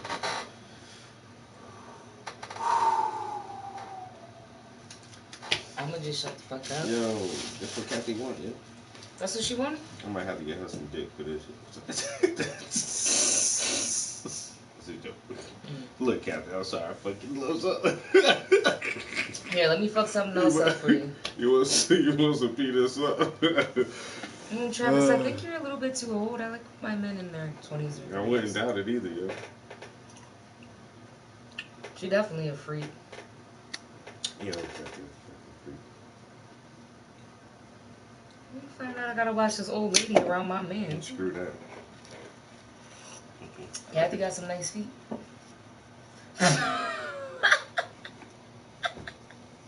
You don't remember that was our first conversation? She was like, "Oh, those are your feet up there." Oh. But she do keep her feet done though. Yeah, no, she wasn't being shady. She was like loving my feet. Yeah, and then I looked at her feet and I'm like, oh. She don't stay without the pedicure and manicure. We're like over there eyeing each other up. She's like, I love your hair. I'm like, I love your hair. I like your perfume. No, I like your perfume. Every time I see her. She old like the Golden Girls though. But she looks so good for her age. And every time I see her, her energy is so good. And that's why I really who has Boo ever met that she instantly like was just like, I know you. She was up under that lady. Yeah, Kathy cool as shit. I fuck with Kathy. But I know like she behind closed doors, like you don't even know like she smokes cigarettes and shit. Like Kathy got some secrets, yo. And she drank. She probably didn't smoke weed in her day. She Kathy probably tried everything. I'm sure. That's like the other coworker. Somebody she got a felony charge on her file for selling acid. I look at her like, what? And she was like, I was 19. I was like, damn. Gangster ass 19-year-old. How you selling some acid? She's a grandma now. Yeah, you just like some old white lady now, but you got a felony? Think about yourself from 20 to 40 though. Yeah. I've been thinking about myself just from like 15 to 25. I'm like, okay. That's true. I ain't got no felonies though. Lucky you.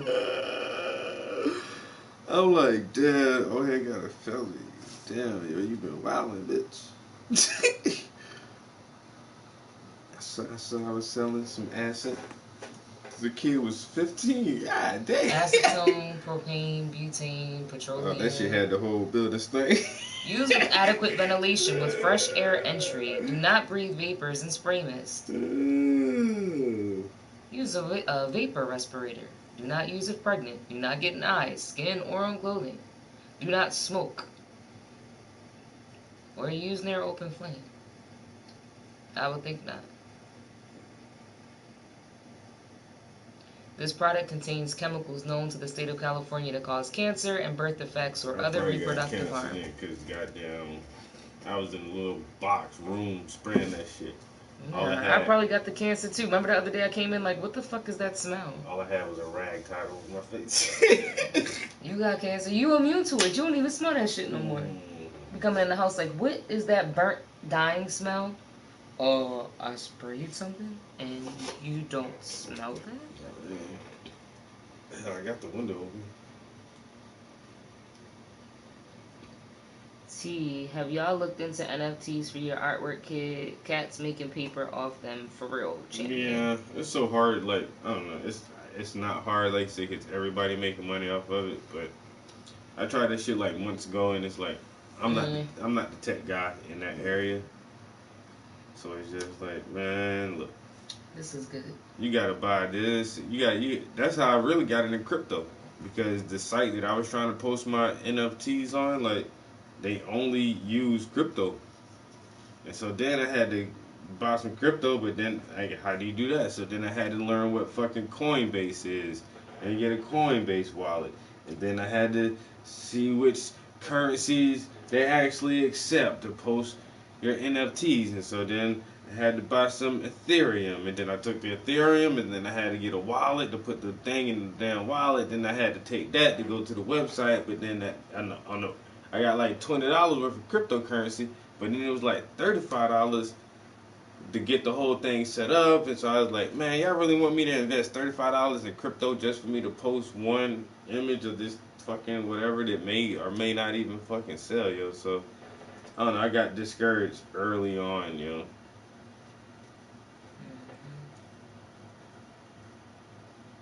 But I see a lot of people like that shit is not going nowhere, so I don't know, I might try to hit that shit back up again.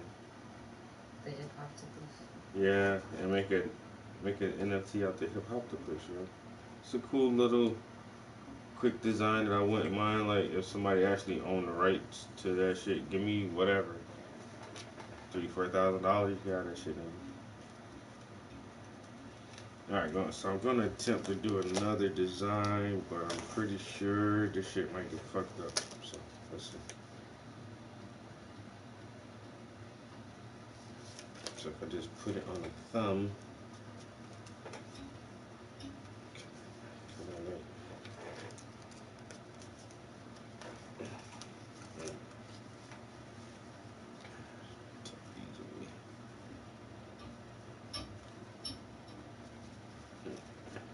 Made a fake mimosa.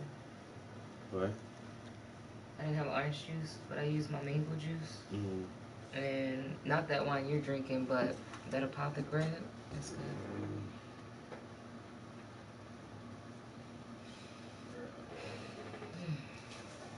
I was gonna say, why does it feel so late? But you have been in here for a while. Almost 2 hours. Alright, I'm gonna try to just get this next design laid out. I don't really got shit else to do.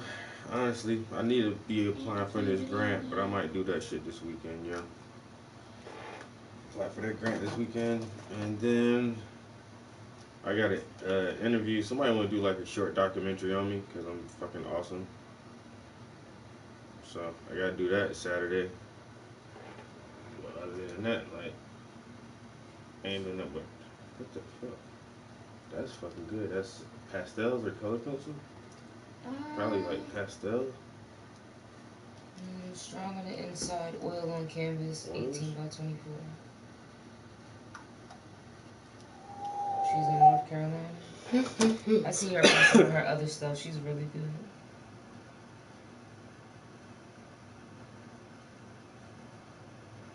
good. There's another one. Black artist. Man, that's dope, man. Mm-hmm.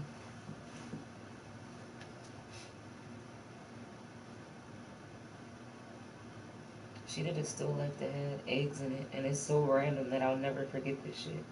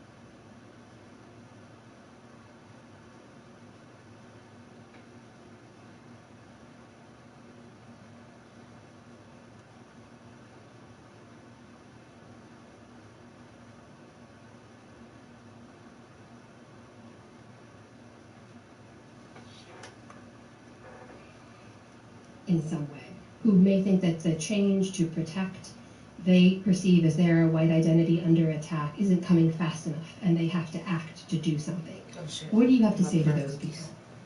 Let's imagine that I am a fervent believer in the danger of climate change. And let us say that I've made a career out of talking about the dangers of burning fossil fuels. And someone takes my ideas and goes into ExxonMobil and shoots up all the executives. Am I to blame?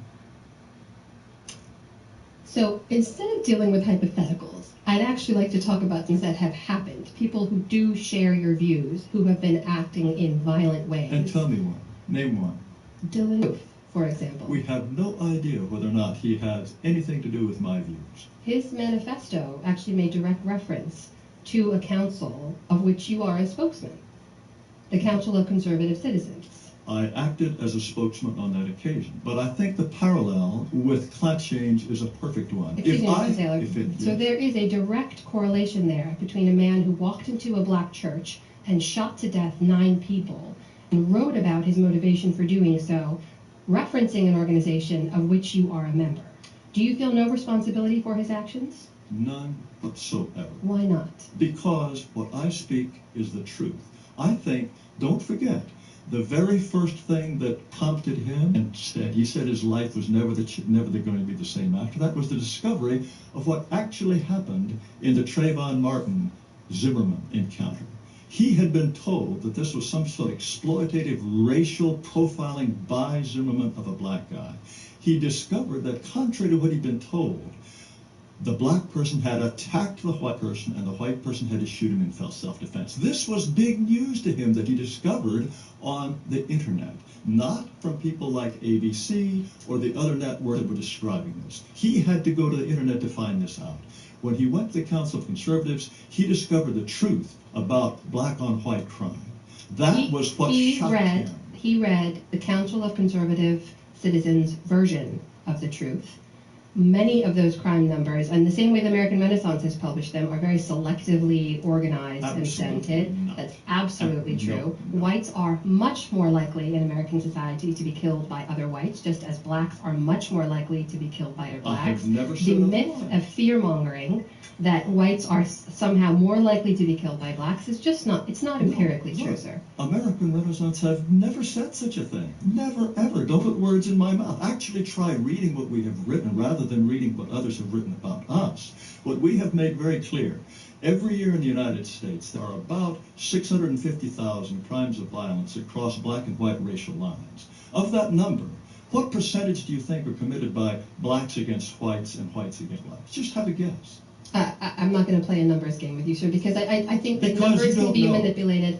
Numbers can absolutely be manipulated. The empirical fact is that whites are more likely to be killed by other whites and blacks are more likely to be killed by other blacks. And the percentages are different because whites comprise so much more of American society. I will supply you with the answer. Of those 650,000 crimes of violence that cross racial lines involving blacks and whites, blacks commit 85% of them.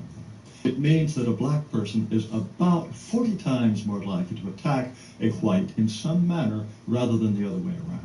This, I think anyone out there who wants to look into the numbers. No, sir, I don't want to argue the data. Wait, you're not going to let me tell you the data. No, because you don't want to hear the data, do you? I'd like to get back to the original point, which you haven't yet answered. Right. Which is, what would you say to these people who commit violent acts in the name of the ideas that you espouse? I would say, don't do it. You are being fooled. Stop right away. Never do it again. Fooled of course, that's by what I say. whom?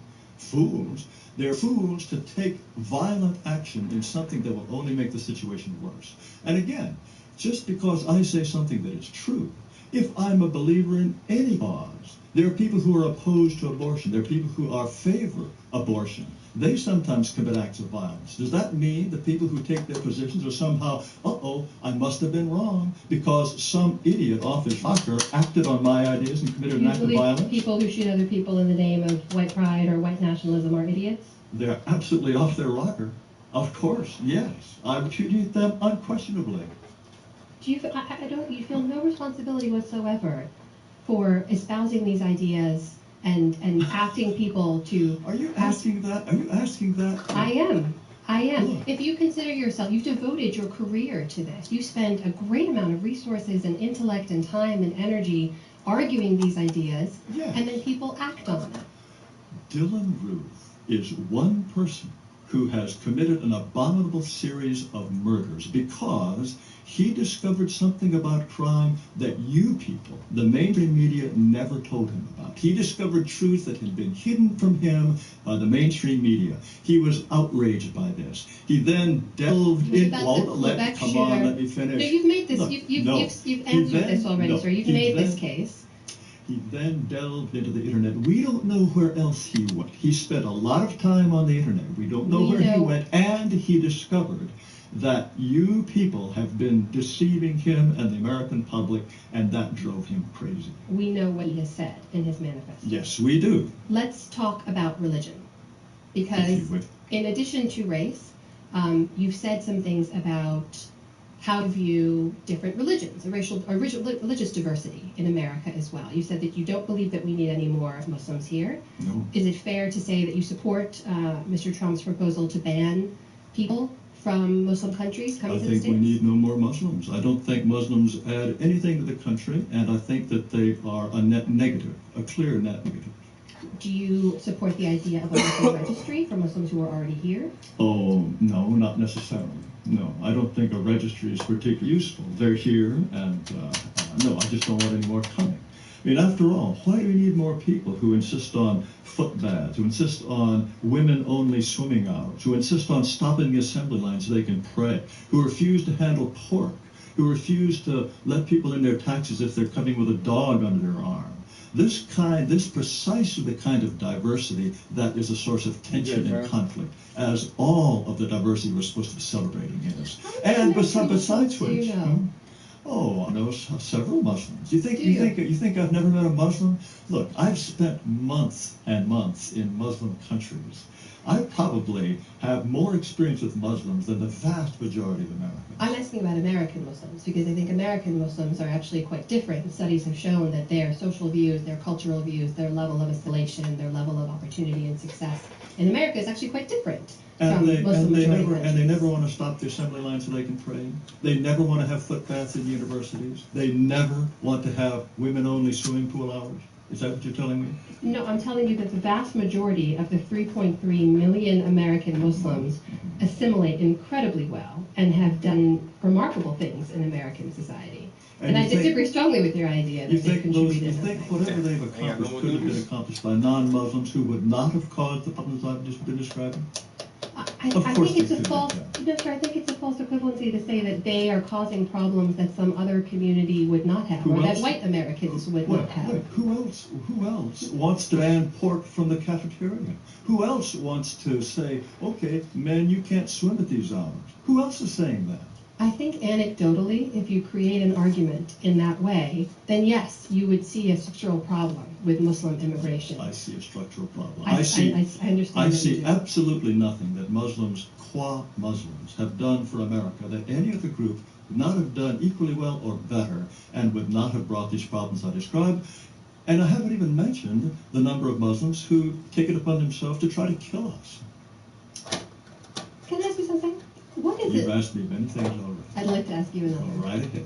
What is it like for you to sit across from me like this? You know I'm Muslim. You know I'm first-generation American. What is it like for you to say these things to someone who you know does not share the same views and could even take a lot of these things personally? Well, you have been saying things about me. You are accusing me of complicity in murder. Do you think that this goes one way? I've not accused you of any of those things. Indeed, I've asked you if you feel responsibility for the things that you say. And you have suggested that I'm somehow responsible for the murder of 9 innocent black African Americans. That's what you have suggested. I didn't suggest that. I asked how you view that, whether or not there's responsibility, and you said you don't. I take no responsibility for speaking the truth. No, none whatsoever. Let's put it this way. I take full responsibility for speaking the truth. Those who may be unhinged and act in violent, crazy ways on the basis of the truth, for those people I take no responsibility whatsoever. Now, the fact that you are a first-generation non-white American, an immigrant, you are part of the dispossession of my people, because you happen to be such a person, isn't going to make me change my views at all. Why would it? Let me ask you about anti-Semitism. All right. Many people who share your worldview and your racial views have very strong anti-Semitic feelings as well. But you don't. You have actually said that you think Jewish people are okay and that they look white to you. So why do you break from a lot of people who share the same views on race that you do in that way when it comes to Jews in America? Well, ask them why they think what they do. If you want to know why my views are different, I can tell you what my views are, and that is you've already described them. I think that European Jews, Ashkenazi Jews, many of them are patriotic men of the West. I know quite a number who share my views practically 100% on racial questions, and I do not see them as an enemy. I think that they are very much allies in the struggle for maintaining Western civilization in Western and North America. But what about non-European Jews? Sephardic Jews, they're more Middle Eastern. I wouldn't consider them. It all depends. There are some difficult cases, but by and large, Sephardic Jews, Middle Eastern Jews, Persian Jews, no, they don't seem quite to me. What about Arab Christians? I haven't really given the matter much consideration, but I suspect they are Arabs. The fact that they are Christians doesn't make them white. You can be Christian and be Congolese. So is white for you more about European, pure European ancestry, not about perception or how you present in society? For example, people of mixed race, someone you might look at and think looks very white, but actually has a mixed racial heritage. I'm not going to be giving people 23andMe tests. It's not as though we're at the point of deciding, okay, who's white, who's not. I don't feel particularly strongly about this. For the most part, we have no difficulty figuring out who is white, who's not. The idea that this is somehow an impossible sheep from the goats kind of undertaking, I think that's just a fantasy that people indulge in when they want to make trouble for the idea that you could establish a European-oriented country. We would have no difficulty doing it. Do you know that you have pure European descent? What difference would it make if I didn't? In fact, I do. I've actually done this. You've taken the thing. Oh, yes. really? Yes, what did it yes. show? I'm 100% European. Oh. As many of us are. Don't sound surprised. Many of us are 100% European. I'm not surprised. I'm interested to know that you've taken the test, though. I actually stumbled onto it, a free offer to do it, and so I took that free offer up. Interesting. Again, I want to be respectful of your time. So I'd like to talk a little bit, just very quickly, about how we move forward now. There is, you talk a little bit about, you think, how spontaneously people will sort of speak out for what, or advocate for the best interests of their own community. But for the people who listen to you, for the people who read your work, what is it that you are asking them to do? How do you think that your white identity will be protected? I've already described. Whites must have some institution, community, territory in which they are the unquestioned majority, in which their culture is recognized as the one that is central to the way that community operates. And it's not just Americans. It's true all around the world. The French should have the right and the duty to remain French, Germans, Italians, just as Pakistanis have the right to remain Pakistani. If non-Pakistanis, say Indians, if diversity is such a great thing for America, why not for Pakistan? Why not bring in some Hindus, some Indians? Your country, your original country, fell apart over diversity. This is my original country, sir. Okay, your parents' original country. It fell apart over diversity. The Pashtuns just couldn't get along with the Bengalis, could they? The Punjabis, the Pashtuns, the Bengalis, diversity tore that country in two. As diversity so frequently tears countries, communities, institutions in two. The idea that diversity is somehow strength is one of these so obviously wrong fantasies. It's astonishing that it's gained the kind of currency that it has.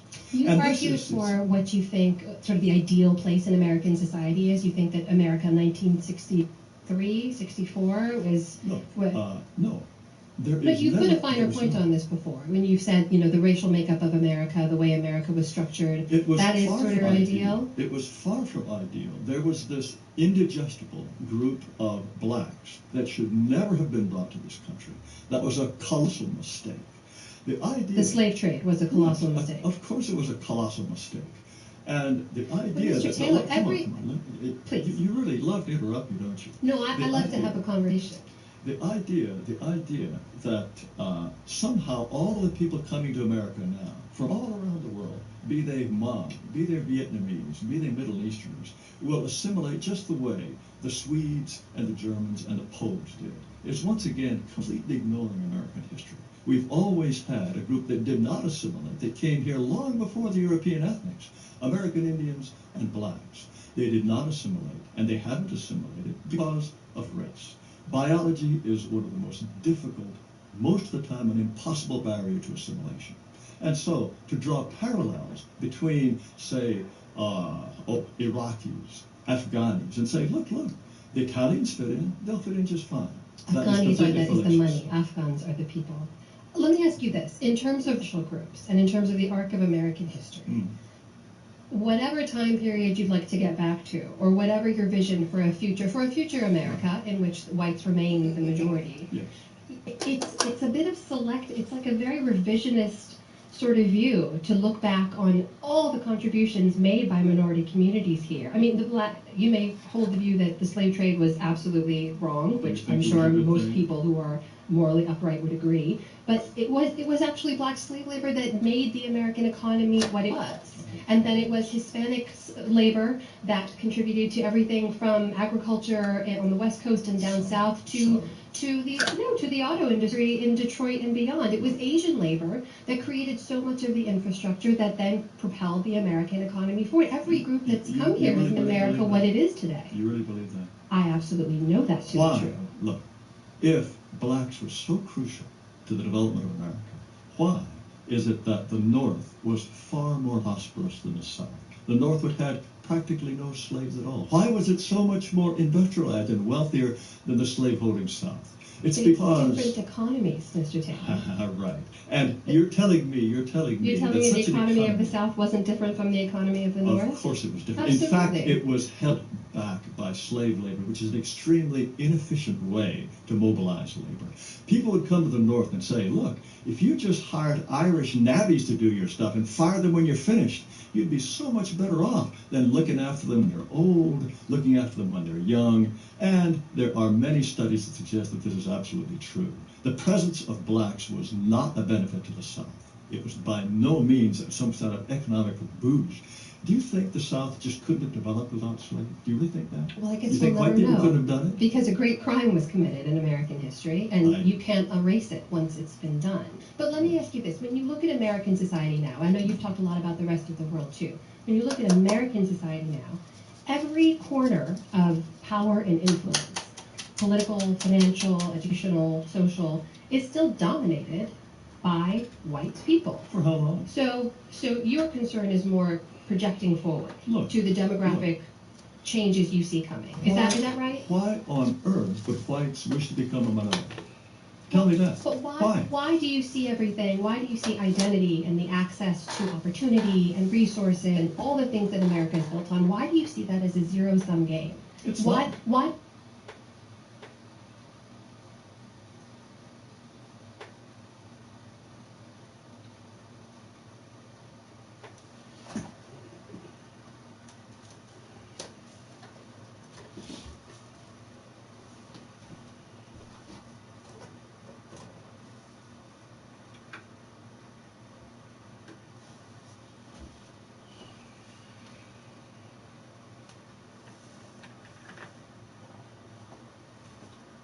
All right, I'm out of here.